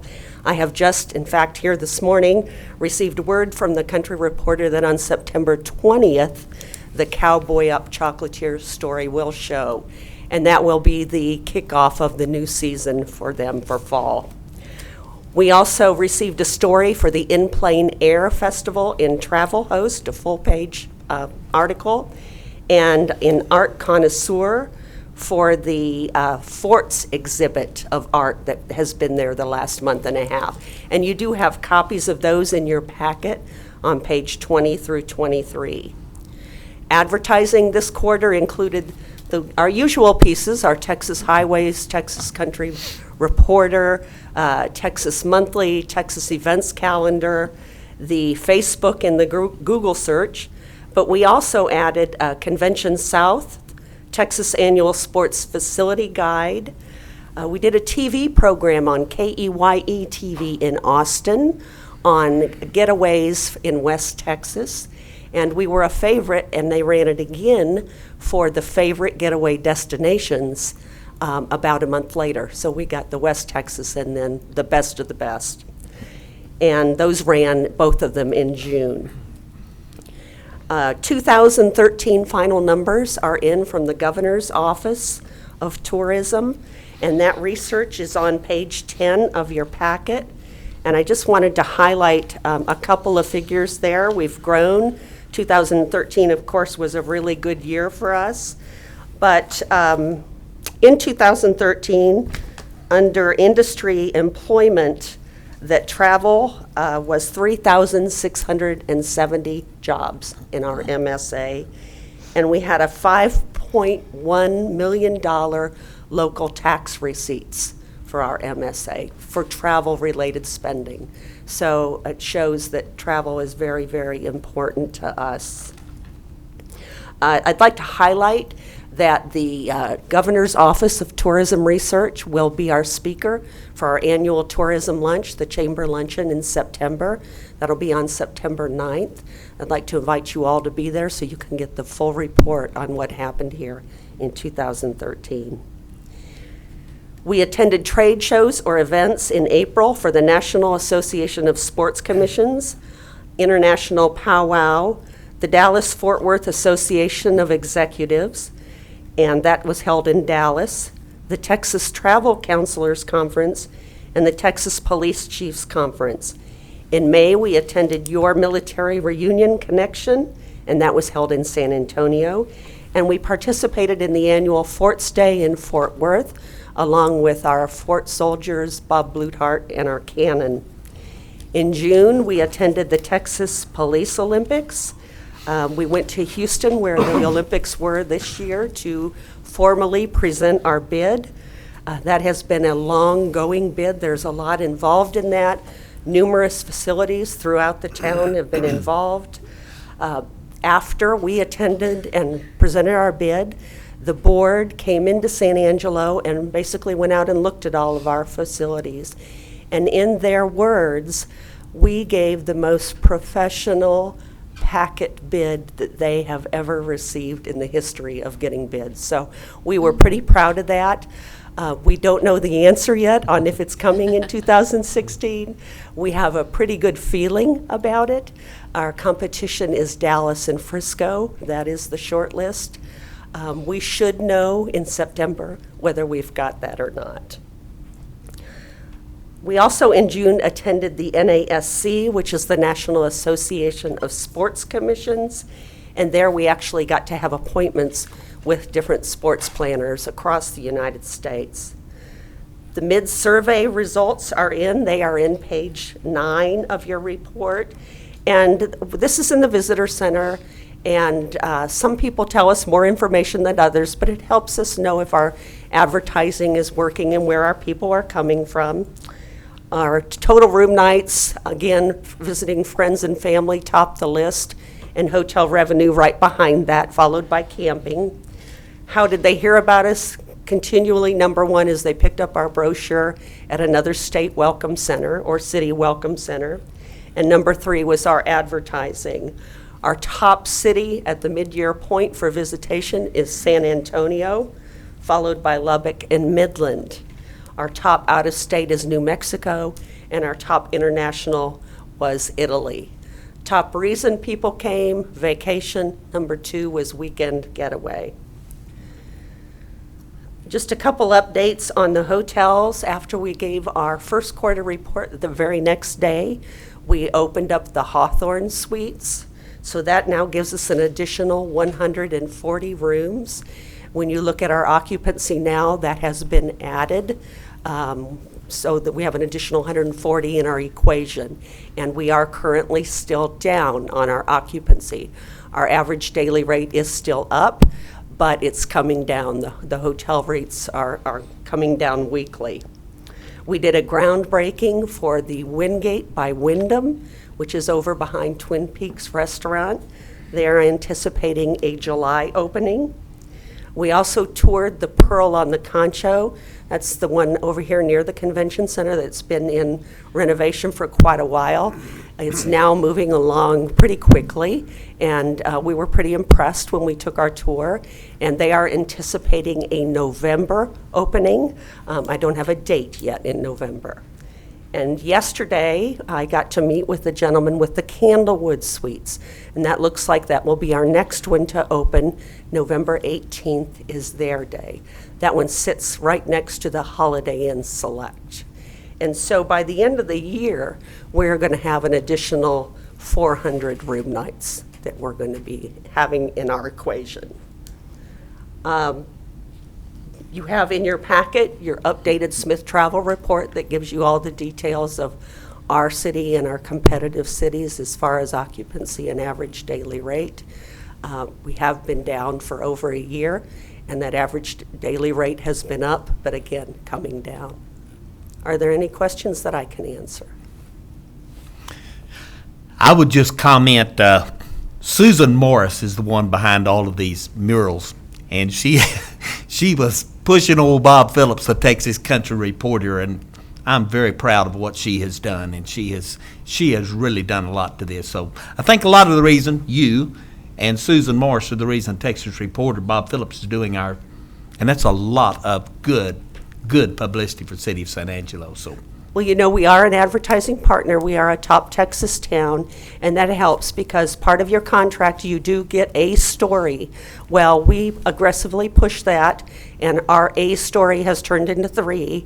And I've actually been talking with someone here today about a 4th story that we're going to very soon be pitching. So we keep trying all the time to get more. I can't think of a better location than San Angelo, Texas to highlight on the Texas Country Reporter. Charlotte? I have a question on your marketing and advertising budget. Your printing brochure development, you show zeros to date. You've got a budget of $12,000, but you've not expended any monies to date? We usually do it in November. It's a major printing that we do towards the end of the year. Okay. And I'm trying to hold it off this year absolutely as late as I can just because of all the hotel development, and I want to be as current as I can with that. Remind me again what the fiscal year is for the chamber. We are on a calendar year. Okay. Thank you. Further comments? Thank you, Pamela. Thank you. Lenny, come up and give us your reports. Hey, everybody. Good morning. Thanks for having me up. How do you follow up behind chocolate cowboys and Olympics You and can't the do fun it. things? This Can't is do it. economic development. So You I'll can't try to help make it quit. as entertaining as possible. Well, first of all, I'm going to start off with telling you what a privilege it is to be able to serve in that position.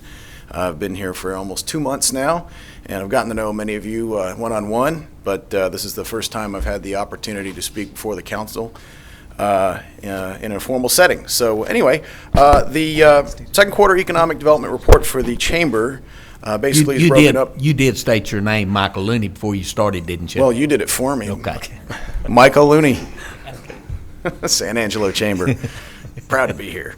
Basically broken up into general summary, strategic plan update, support activities, support information, and the year-to-date financial statement, which is all in the packet that you've been provided. Starting off with the second quarter activity report, local employer initiatives. We have initiated go-forward programs with 7 companies so far, and this is just since I've been here. A couple of them are follow-ons from my predecessor.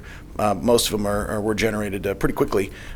These are national or international companies that either have a local presence or they're just purely organic local companies that they are planning or in the process of planning to expand their facilities to get larger. And there are 4 of those, and that's an international energy support company. They've asked me to keep their name confidential for now, as you can probably understand. Another international oil and gas mining and supply company, which I can divulge, that's Halliburton.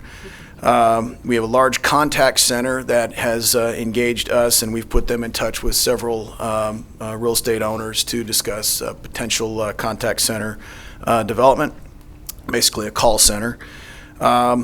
And then a employee management systems manufacturing company. Expansion of facilities, now those are hiring. Expansion of facilities is a local medical supply company, a local solid fuels company, and a therapy provider, which you all know is Mosaic. And it should be noted, I want to make sure it's clear that almost all of our actions that we take at the Chamber with the Economic Development Division are done hand in hand with COSA DC and Roland Pena and Bob Schneeman's group as well. So we really have created I think an excellent symbiotic relationship between the 2 groups so that we're really keeping each other in up to date in real time on what projects that we're working on. Regarding outside prospective employers, we have established relationships with 4 companies that are new to San Angelo, and they have plans in place to do some development. One is a international commercial real estate developer. They have a worldwide presence. We're presently talking to them, and we've had meetings with them. We've gotten them in touch with the appropriate individuals, people throughout the city. We have a regional hospitality developer. That's another hotel, guys. And that's with a company called V3. And they have purchased the property on Bryant, and we met with them yesterday, and they are going full forward with getting their financing signed off on next week, and will then go forward with construction. And they've committed to us that they're going to do the absolute best to try to source all of these different functions with local employees, with local developers. Obviously, you can't guarantee that, but I was really impressed that yesterday when we met with them, they were very, very keen on making sure that they kept it all local as much as they could. Excuse me, Michael. Certainly. Can you be more specific than Bryant? It is, you'll forgive me, I'm a little bit new here. It's what is the little school off of Bryant? It's Bryant and 10th Street over there that we came to us a month ago. Okay, that's it. Carver, yes. Carver. That's exactly right. It's right across the street from there. Okay. Good. Yep. Thanks, Johnny. And then also on the development front, we were contacted a couple weeks ago by a brokerage firm out of Houston that is seeking 100-plus acres in San Angelo or the surrounding area. We don't know who the company is that this brokerage firm is working for, but we do have a strong suspicion that is an oil field support supply company.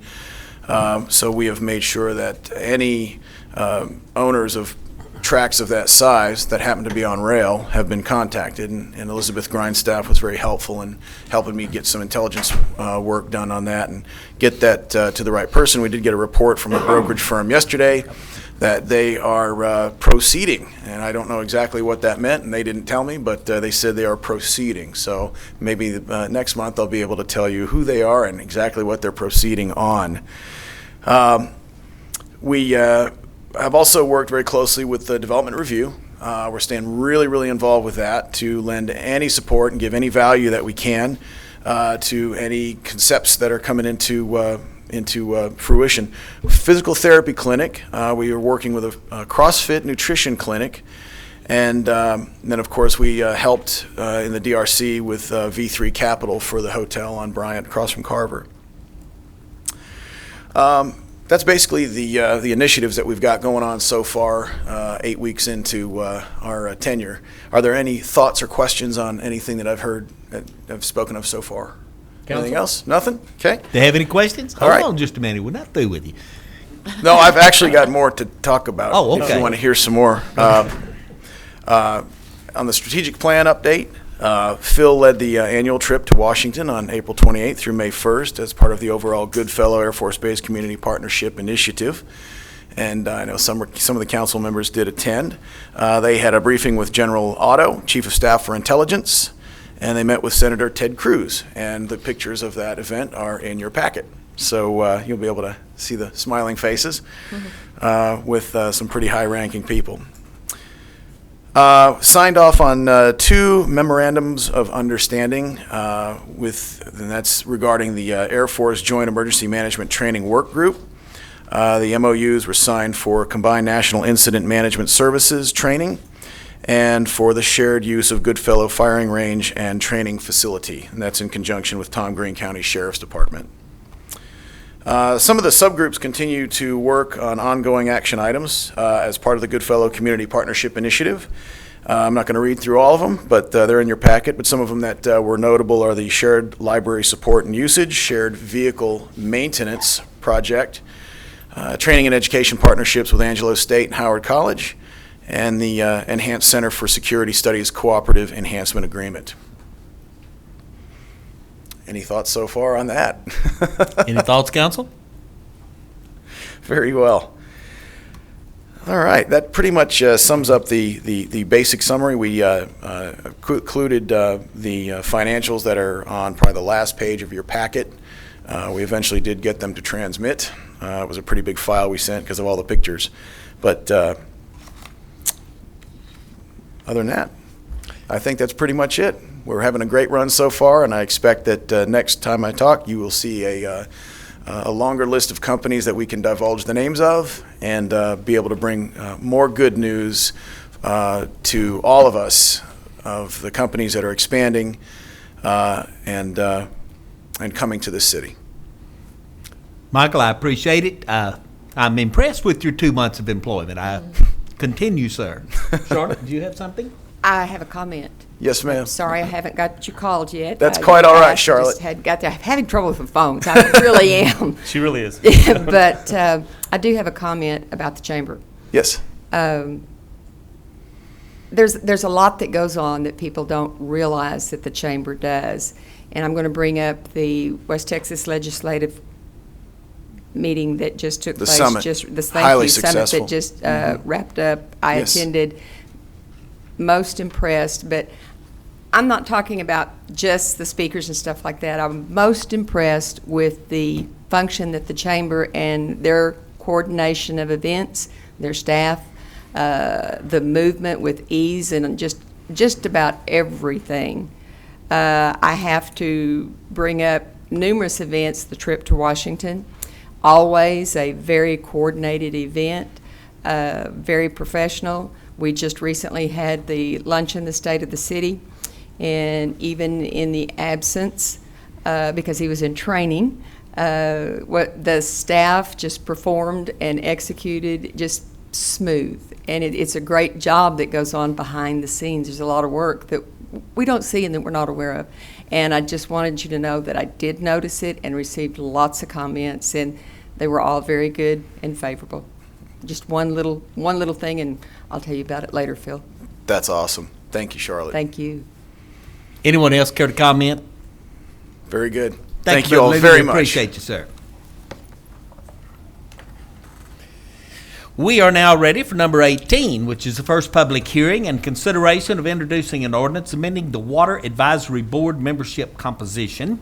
This is an ordinance of the City of San Angelo, Texas, amending Chapter 2 entitled Administration, Article 2.3900 entitled Water Advisory Board, more particularly by amending Section 2.3901 entitled Created Members. In order to revise the membership requirements and qualifications of Water Advisory Board, providing for severability and providing for an effective date of this ordinance, Brother Dixon, you are on. Ricky Dixon. Thank you, Mayor, Council. As you can recall, several meetings back, the Water Advisory Board and their duties were discussed. A committee was formed to look at this, and that committee has met, and I think we've incorporated all of those suggestions into this new ordinance. Just kind of highlight some of the things that are changing. In the new ordinance, there will be a 9-member board. The old ordinance was 7. They were all appointed by council with 1 non-voting member from the chamber. This will be, the new recommendations is have 4 of the members appointed by council, 1 member from the Development Corporation Board that shall be appointed a member to the board is the individual, either a member of the Development Corp or a city employee performs services. 1 member from the Tom Green County Commissioners Court that shall be appointed by the court as an individual member of the Commissioners Court. 1 voting member who shall be an individual employed by the Upper Colorado River Authority as the Director of Operations.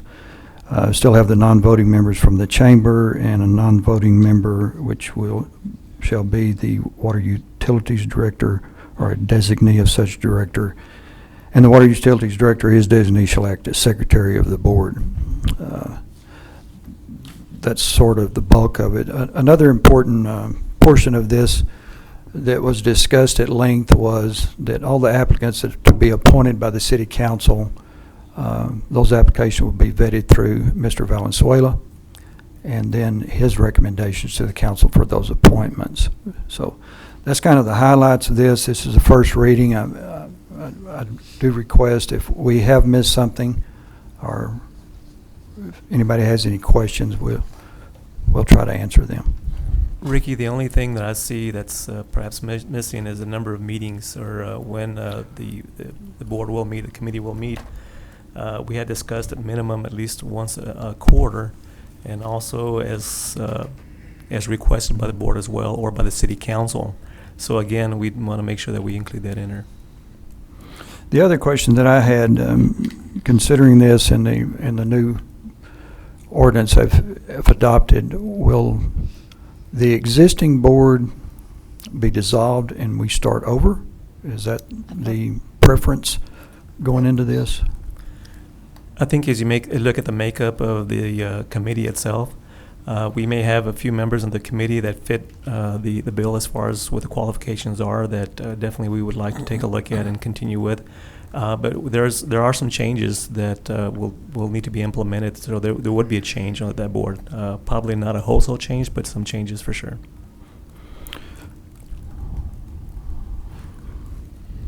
Yes, sir. Can we have something put in there where it says if we do it quarterly, if they miss more than one meeting a year, that they're off the board? Would that be Unexcused? Would that I mean, be if they part have of a funeral, the? yeah, but if they have a funeral or a Well, who's going to make up what the excused? city manager. I'm saying more than one. I mean, you can miss one. You got 4 meetings a year, and you miss 2. You've missed You're out. not going to be very effective on this board. If you have the minimum. But if they meet 12 times a year out of necessity, that would be Well, different. I suggest that if it's 12 times, then maybe you get 2 missed Or 3. something. Maybe not 3. I don't have a problem with that. This Water Advisory Board is very, very important, and it's very important to the council, and we need to get the politics out of it, and we need to get the very best people in there, because water's going to be more and more of an issue, and we need a board that can direct us. Okay, so let me clear things up a little. If they meet once a quarter, how many times can they miss unexcused? My and suggestion would be replaced? 1. I don't have a problem with You have a 1. point. And you wanna That's call- 25%. So if Yeah, you I want to mean- take it, if we meet 12 times, you can extrapolate that out and make Yeah, that I would 25%. totally agree. Don't make me do math now, come on. Well, now, maybe. Well, I don't know though, but even missing 3 in a year, I mean, 3 times. If it goes to 12, I don't think I'd agree with the 25% so much. Well, if you have 4 regularly scheduled meetings, if you're Yeah. saying one, as far as above that, you have 1, but after Yeah, I that- don't mind out of the 4. And we are, again, the idea here is to have at least 4 regularly scheduled meetings. And again, Okay. they may have as many as 12. It really just depends on what we're addressing at that point. Okay. But if you want to say based on the 4 quarterly meetings, you can miss 1 and that's it. I think that's perfect. Okay. And the word for the day is extrapolate. I don't know whether anybody caught that Spell or it. not. I Spell caught it. it, Mayor. I Okay. caught it, yeah. It blew me away. Have Johnny use that in a sentence here in a minute. We will, I will work with Ms. Bowling and get those changes in the ordinance for the next reading. Well, what about like Charlotte said, excused versus unexcused? What are you going to do with that? Where does that fall in? We could place that, just defer to the board to establish those Yeah. provisions in the bylaws. Okay. Charlotte? And since we were pretty insistent in that committee that they report to the city manager, I would think that would fall on him as to whether it's, agree. they contact him or his assistant for excused or unexcused. I'll be totally fine with that. That'll be okay. Elizabeth? We're not going to be reporting to me, but there'll be. I thought Ricky was the contact for the board. He is his position would hold the secretary's position as far as for records. Secretary, I'm sorry, Ricky, I forgot that. Secretary. Secretary Dixon. Okay, What do you need on this today, Ricky? Just the input that you've got? Do you need a vote? we need a vote. Do you want an introduction or the changes? And then bring it I'll defer. Can we take a vote Well, for the since- introduction, or well, do we need to make the changes first? Since we know there are going to be some changes, why don't we just wait until September 2nd? Bring it back. Then thank you very much. Thank you, Mr. Dixon. Are we through with him? Is that all? Does anybody else want him while we got him? Public comment. Anybody else in the public want him while we've got him? Well, if we don't take any action on this, can't the can't the board, when they meet, adopt bylaws that set forth the attendance and all of that? I mean, is there any reason to not adopt this on first reading? Go ahead and do it. Well, we We don't have can, members yet. other board ordinances do have the requirements of meetings in them, but there's no particular reason that it can't be in the bylaws. So it can be by ordinance, it can be in the bylaws. Bring it back to us and we'll make a decision. All right, we are now to number 19, and there are 4 pages of things I'm supposed to read here, but I'm not going to read all of them. This is the first public hearing and consideration of introducing ordinances adopting the City of San Angelo 214 Code of Ordinances. Now, there are 12 chapters to this. The first paragraph contains all of the legalese and the first chapter. So I'm going to read the first chapter, and the second chapter will be same as the first, and the third will be the same as an ordinance of the City of San Angelo, Texas, adopting and enacting Chapter 1 of the new Code of Ordinances, providing for the repeal of certain ordinances not included therein, providing a penalty for the violation thereof not exceeding $500 generally, or not exceeding $2,000 for violations relating to fire safety, zoning, or public health and sanitation, providing for the amendment of such chapter of the code, providing for publication, and providing when such chapters in this ordinance shall become effective.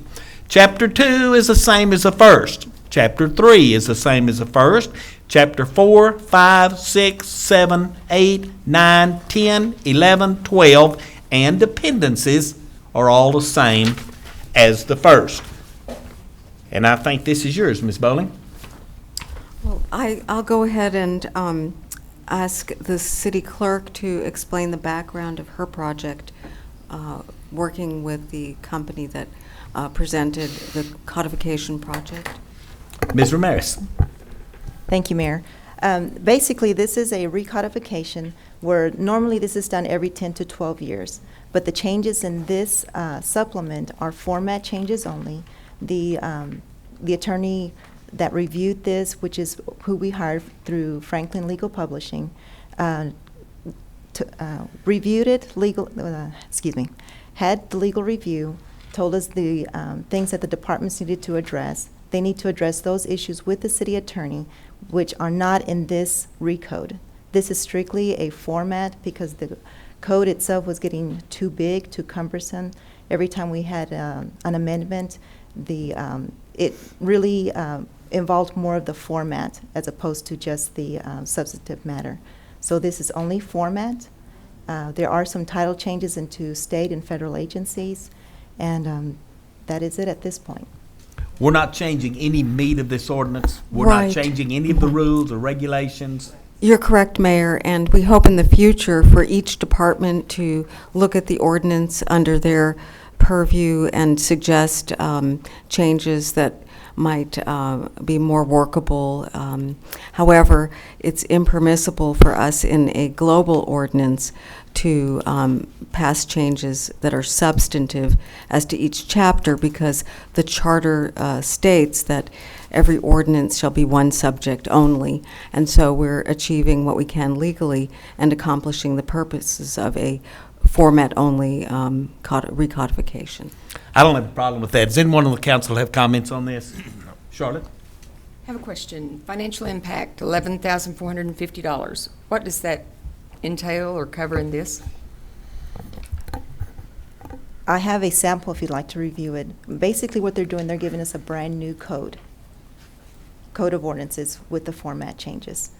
So, and it also includes the legal review that the attorney did for us. In other words, he did the legal review, he noted which items need to be addressed, and then from there we take it. He who? Franklin Legal Publishing. Thank you. Our codifier. Thank you. Further council comments? Do I have anything from the public? Anyone want to comment on this before we call for a vote? I'm calling for a motion and a second. I'll make the motion to approve. Second. I'll take Elizabeth as the motion. I'll take Charlotte as the second. And if there is no further comment, I'll call for the vote. All in favor say aye. Aye. Opposed, nay. Put a 7-0 on that one. Number 20 is discussion of new citizen engagement initiatives, including COSA University. Anthony Wilson, you have the floor, sir. Thank you, sir. Here to talk about 3 new initiatives that we are launching in order to try to get our citizens a little bit more engaged in their municipal government. The main program that we are launching and sort of headlining this effort, we're dubbing COSA University, COSA, of course, standing for City of San Angelo. And it is, if you will, a citizen academy. Of course, we have a citizens police academy. And what this is meant to do is hopefully to accomplish 2 things. The first is we're hoping to create a training ground for prospective board members for our 19 city boards and commissions. Of course, you guys know that we're always in need of volunteers to serve on those boards, and we think that this may be a springboard into that sort of service. The second thing that we're hoping to do is to cultivate some well-informed community ambassadors for our municipal government. And what we mean by that is we want some folks out there in the community who are well-informed on what we do and how we do it and the method to our madness. So that when they get questions from or there's discussions in the coffee shops or the workplace or whatever, they can help to educate and inform their neighbors and their friends and their family and their coworkers about why it is that the city does what it does and how it does what it does. So essentially, what we're talking about is a 9-month program. A little bit of this is fashioned after Leadership San Angelo, which I'm sure a lot of you have been through, beginning in September and running through May in conjunction with the school year. We're talking about an hour and a half once a month on an evening, the 3rd Thursday of the month, and this would be in various city facilities depending upon the topic of the evening. We would serve a light dinner, and of course that would be pretty much the only expense with this program. We are hoping to have up to 25 citizens, at least 18 years old. The only other requirements that we have is, of course, that they live within the city limits and that they fill out an application. And we already have this application on our website at cosatx.us/COSAU. And then some of the topics that we plan on covering throughout this 9-month is we'll talk about community and economic development. We will, of course, talk about water, which is our #1 priority and your #1 priority. We'll talk about public safety, our police and our fire departments, about neighborhoods, and about those opportunities to serve. So that's COSA University. And if you guys have questions about this as I'm going through this, please don't hesitate to stop me. The other 2 initiatives that we have would alternate every other month between the 2 of them. And these are both the brainchild of our Planning and Development Services Director, Patrick Howard. The first is called Citizens 101. And I should mention that both of these initiatives are meant to help build a positive, sustainable community here, particularly at the neighborhood level. But Citizens 101 would be a 1-hour session the 2nd Thursday of every month in the evening time at 5:30 at City Hall in the East Mezzanine Meeting Room. It would be a hands-on learning opportunity for people to come and learn about programs, tools, and resources for, again, building those positive and sustainable communities. It's free. It's open to the public. The first session, even though this is not going to be obviously the 2nd Thursday of the month, but the first session will actually be next week on Tuesday, August the 26th, and we'll have some experts talking about indoor air quality, and it's titled Healthy Air, Healthy Home. Future topics will address issues such as the use of gray water and having an eco-friendly holiday. So that's Citizens 101. The other session that we have, or the other new program that we have, is called Lunch and Learn. And again, this would also be on the 2nd Thursday every other month, alternating with Citizens 101. It'd be about 45 to 60 minutes at noon on that 2nd Thursday of the month at City Hall. And at these, the information would be about specific city services and regulations for targeted industry professionals. Again, this would be free, open to the public, anyone who wants to come. The first session that we have is slated for September the 11th. It is on our geographic information systems mapping capabilities. Of course, this is something that is used by a lot of development professionals within our community. So sort of a primer on how to go about using that to its full capability. Future topics might include landlord and tenant issues and, of course, our ever popular sign ordinance. So those are the three initiatives, the three efforts that we're launching in order to get citizens more engaged in their city government. And with that, I'll entertain any questions. We would appreciate any sort of input that you have, and of course your endorsement and support. And if you want to participate in whatever way council members would want to participate in any of these efforts, we'd be happy to have your participation as well. Excellent idea. Council? Anthony, Comments? I have a quick, is there a 25 limit, a member limit, or? Well, this is obviously going to be our first time doing this, and so we don't want to sort of bite off more than we can chew. So at least at this point, we think 25 would be a good number, and depending upon our experience here, then we'll obviously each year we'll reevaluate and see what works and what doesn't work. And so if we find, frankly, that a smaller group might help, we do that. But if we find a bigger group that we could handle, and if there seems to be a desire for more people to participate in this, then we can do that as well. And this will be on the COSA TV, SATV? Yes, we're planning on trying to do highlighting some of these programs on SATV along with our social media and our website. And again, you can learn more about any of these programs on our website at cosatx.us and just come to the public information page. And I hope you are going to ASU and Howard College and possibly the senior class at Lakeview and Central and we're going to market TLC. this as much as we possibly can. Of course, we wanted to present this to council before we began that effort, but we've already got some things lined up. So unless you guys tell us, no, we don't want you to do this, that will begin immediately this afternoon. Elizabeth, Don, Charlotte, comments? I think it sounds great. I'm not really sure you're asking for our approval. It sounds like you're pretty well ready to go, but can Councilwoman Grindstaff, I am always seeking your approval. Can you tell me what existing budget will be supporting this, since you're not asking for any specific funding? We have some dollars in the public information budget when it comes to food, and again, we expect that's probably going to be our only expense. I think that, regardless of how many people attend, Johnny's right, there could be a need to do something bigger. It's great that you're offering citizens an opportunity to learn more about what we do. They seem to be thirsty for that. Well, and I think, people often don't fully appreciate and understand what we do, and they don't understand the method to the madness. And sometimes I think that's even true of council members until you get involved on the council and get informed about what's going on and why. You don't fully appreciate that there is a reason that we do the things we do and how we approach the issues that we do. Well, like GIS, for instance, there are still a lot of people in the community related to real estate and development that don't know how to use that. And we've spent a lot of man hours on it. And so if we can help them, it just makes their job much easier. So that's great. And frankly, they may even be able to provide us ideas for how we might be able to use it even more effectively and efficiently. Mm-hmm. Any other comments from the right wing? Charlotte? Yes. I'm asking for permission from the council. I want to attend all of it for no other purpose other than to learn and to observe. I want to get out of it for me. I don't want my presence to disrupt anything, and I don't want it to be a question and answer from me. I would just like to go and learn and observe. We'd be happy to have any or all of your participation in attendance. And then the other thing is the monies that you're planning to use is, I can't remember what it's called, the monies that you found. Oh, the PEG fees? No. Yes. The PEG fees, this would not be eligible for PEG fees. PEG fees are for capital expenses only. Okay.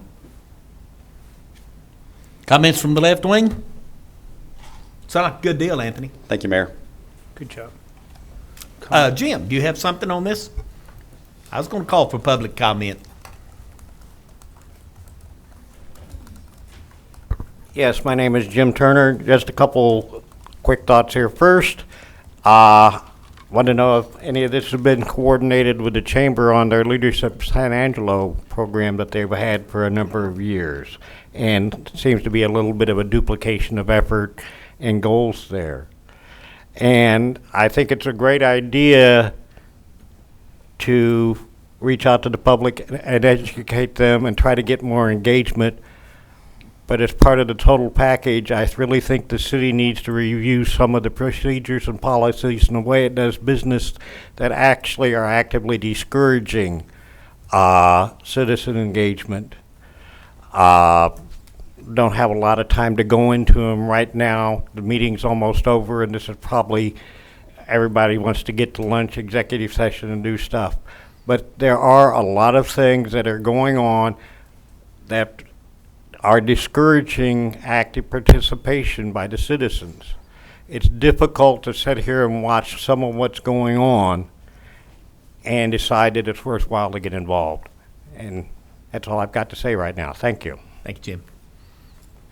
And if you discover anything in these meetings that discourages, I want you to stop it.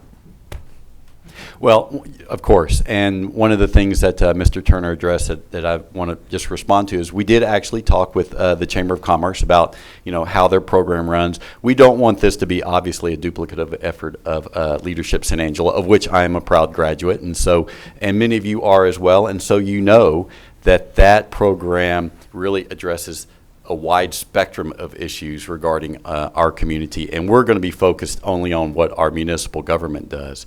Of course, Leadership San Angelo devotes a day to local government, and we are a part of that.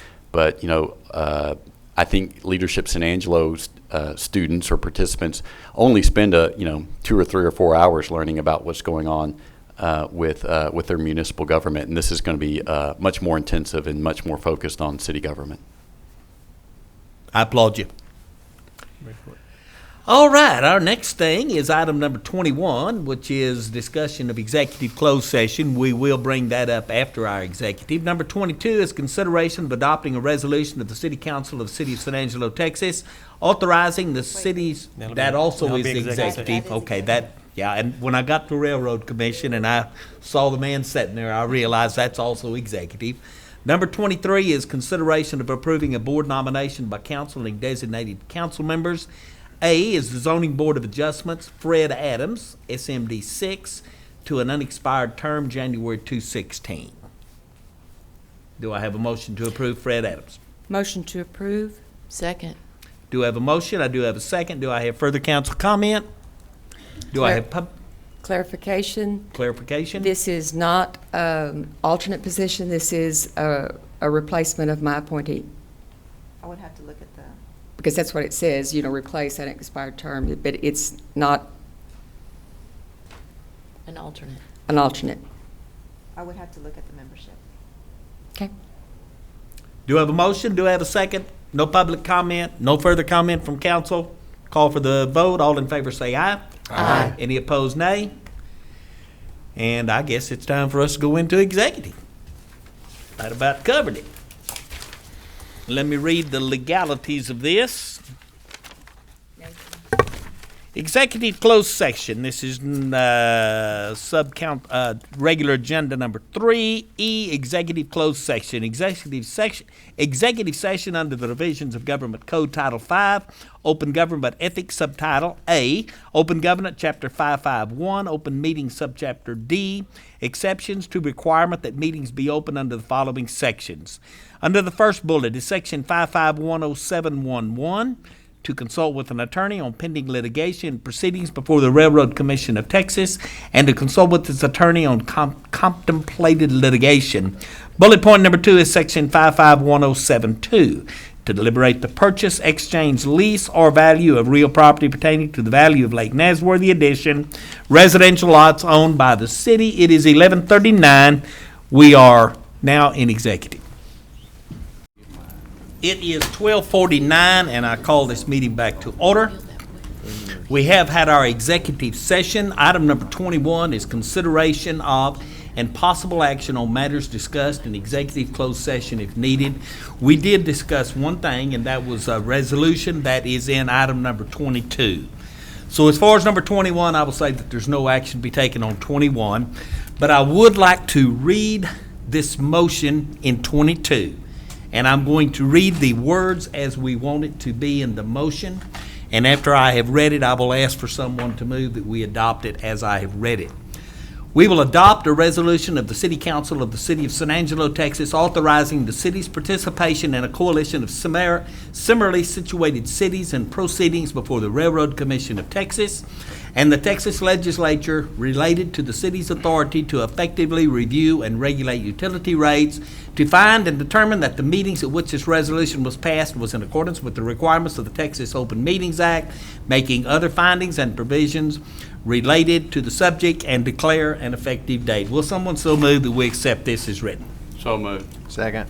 Do have a motion. I do have a second. I'll ask for any further comment from council before we vote on this. I will ask for public vote on that, public comments on this before we vote. As there is no public comment, I will call for the vote. All in favor, please say aye. Aye. Opposed, nay. Drop a 7-0 on that one. And we are now to number 24, which is announcements and considerations of future agenda items. I'll start with you, Rodney. A couple of things. One, it was brought to my attention that I guess that a lot of these companies that come to town that do paving and asphalt work here inside the city limits do not have to get permits. I'd like to see if we can get an update on that and find out whether they do have to do or do not. If they do not, of course, I would like them to have to do that and be licensed. We've had several complaints from residents in here inside the city limits that have been scammed on these companies coming in from out of town, mostly elderly residents. The next thing related to asphalt also is just, I think next meeting, or hopefully within the next couple meetings, we can have an update again to the public on what we're going to do on these streets that we had all the problems with on the asphalt laying last year. I keep getting phone calls from residents in my neighborhoods that are wanting an update on that. If we could, please. Marty? None at this time. Johnny? Charlotte? Yes.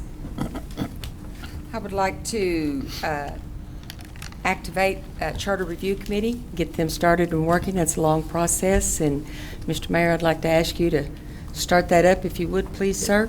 And I am still also, Mr. Valenzuela, pending my request for my update from COSA DC as referenced the audit. Need that report. Also need the review on the projects, each projects, and how they are in compliance with our bylaws. We have not received that. I keep getting we're close, but it's just, it's time. And then the other item is I want a map that we can look at. Rick's not here, but when we were first starting the half-cent sales tax spending, the allocations where you had a big map of the city and a big star on the map as to where those projects were going on. Well, this time I think it would be very helpful if we had a map of the city of San Angelo that we could see the areas, and if there could be pegged in there all of the new businesses, the locations, whether it's hotel, restaurants, where it's going on, that maybe the mapping, the GIS mapping department, if someone is looking at buying property, whether it be vacant property or where construction's going on, if I want to build a home, I certainly don't want to build in a really hot spot necessarily, but I would like to have that map that we could look at. And we also used to have council member maps that had the areas shaded in pink of all city-owned properties.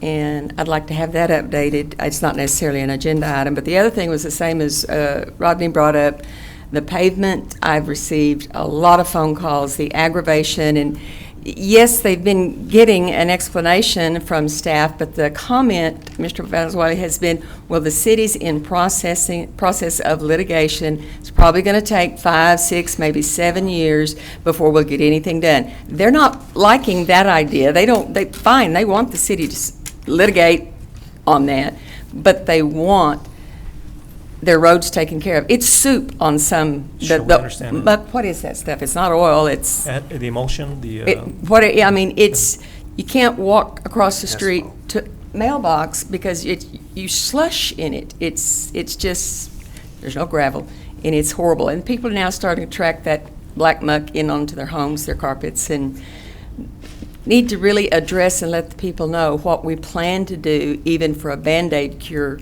to help this out up there. I'd like a report on that. That's all. Don? Last time I asked for an update on where our lien situation was, and it's didn't appear on this agenda, so I'm gonna ask for it again on the next agenda. You know what he's talking about, Chief? I do know what he's talking about.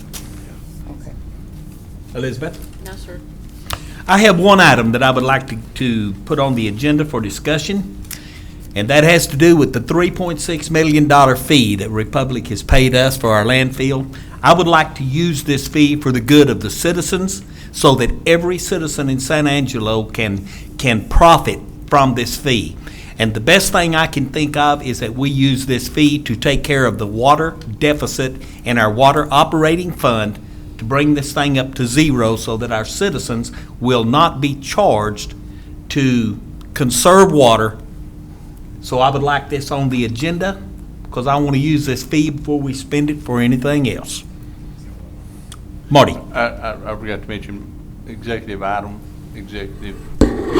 executive session item for next meeting. The new, Okay. Yeah, okay. the Thank you. possible new construction of the police department. That's it. Yeah, okay. Is that everything? I'm waiting for the we last adjourn. motion to be made. Marty? Motion to adjourn. Who seconded that? Second. All in favor say aye. Aye. This meeting is over.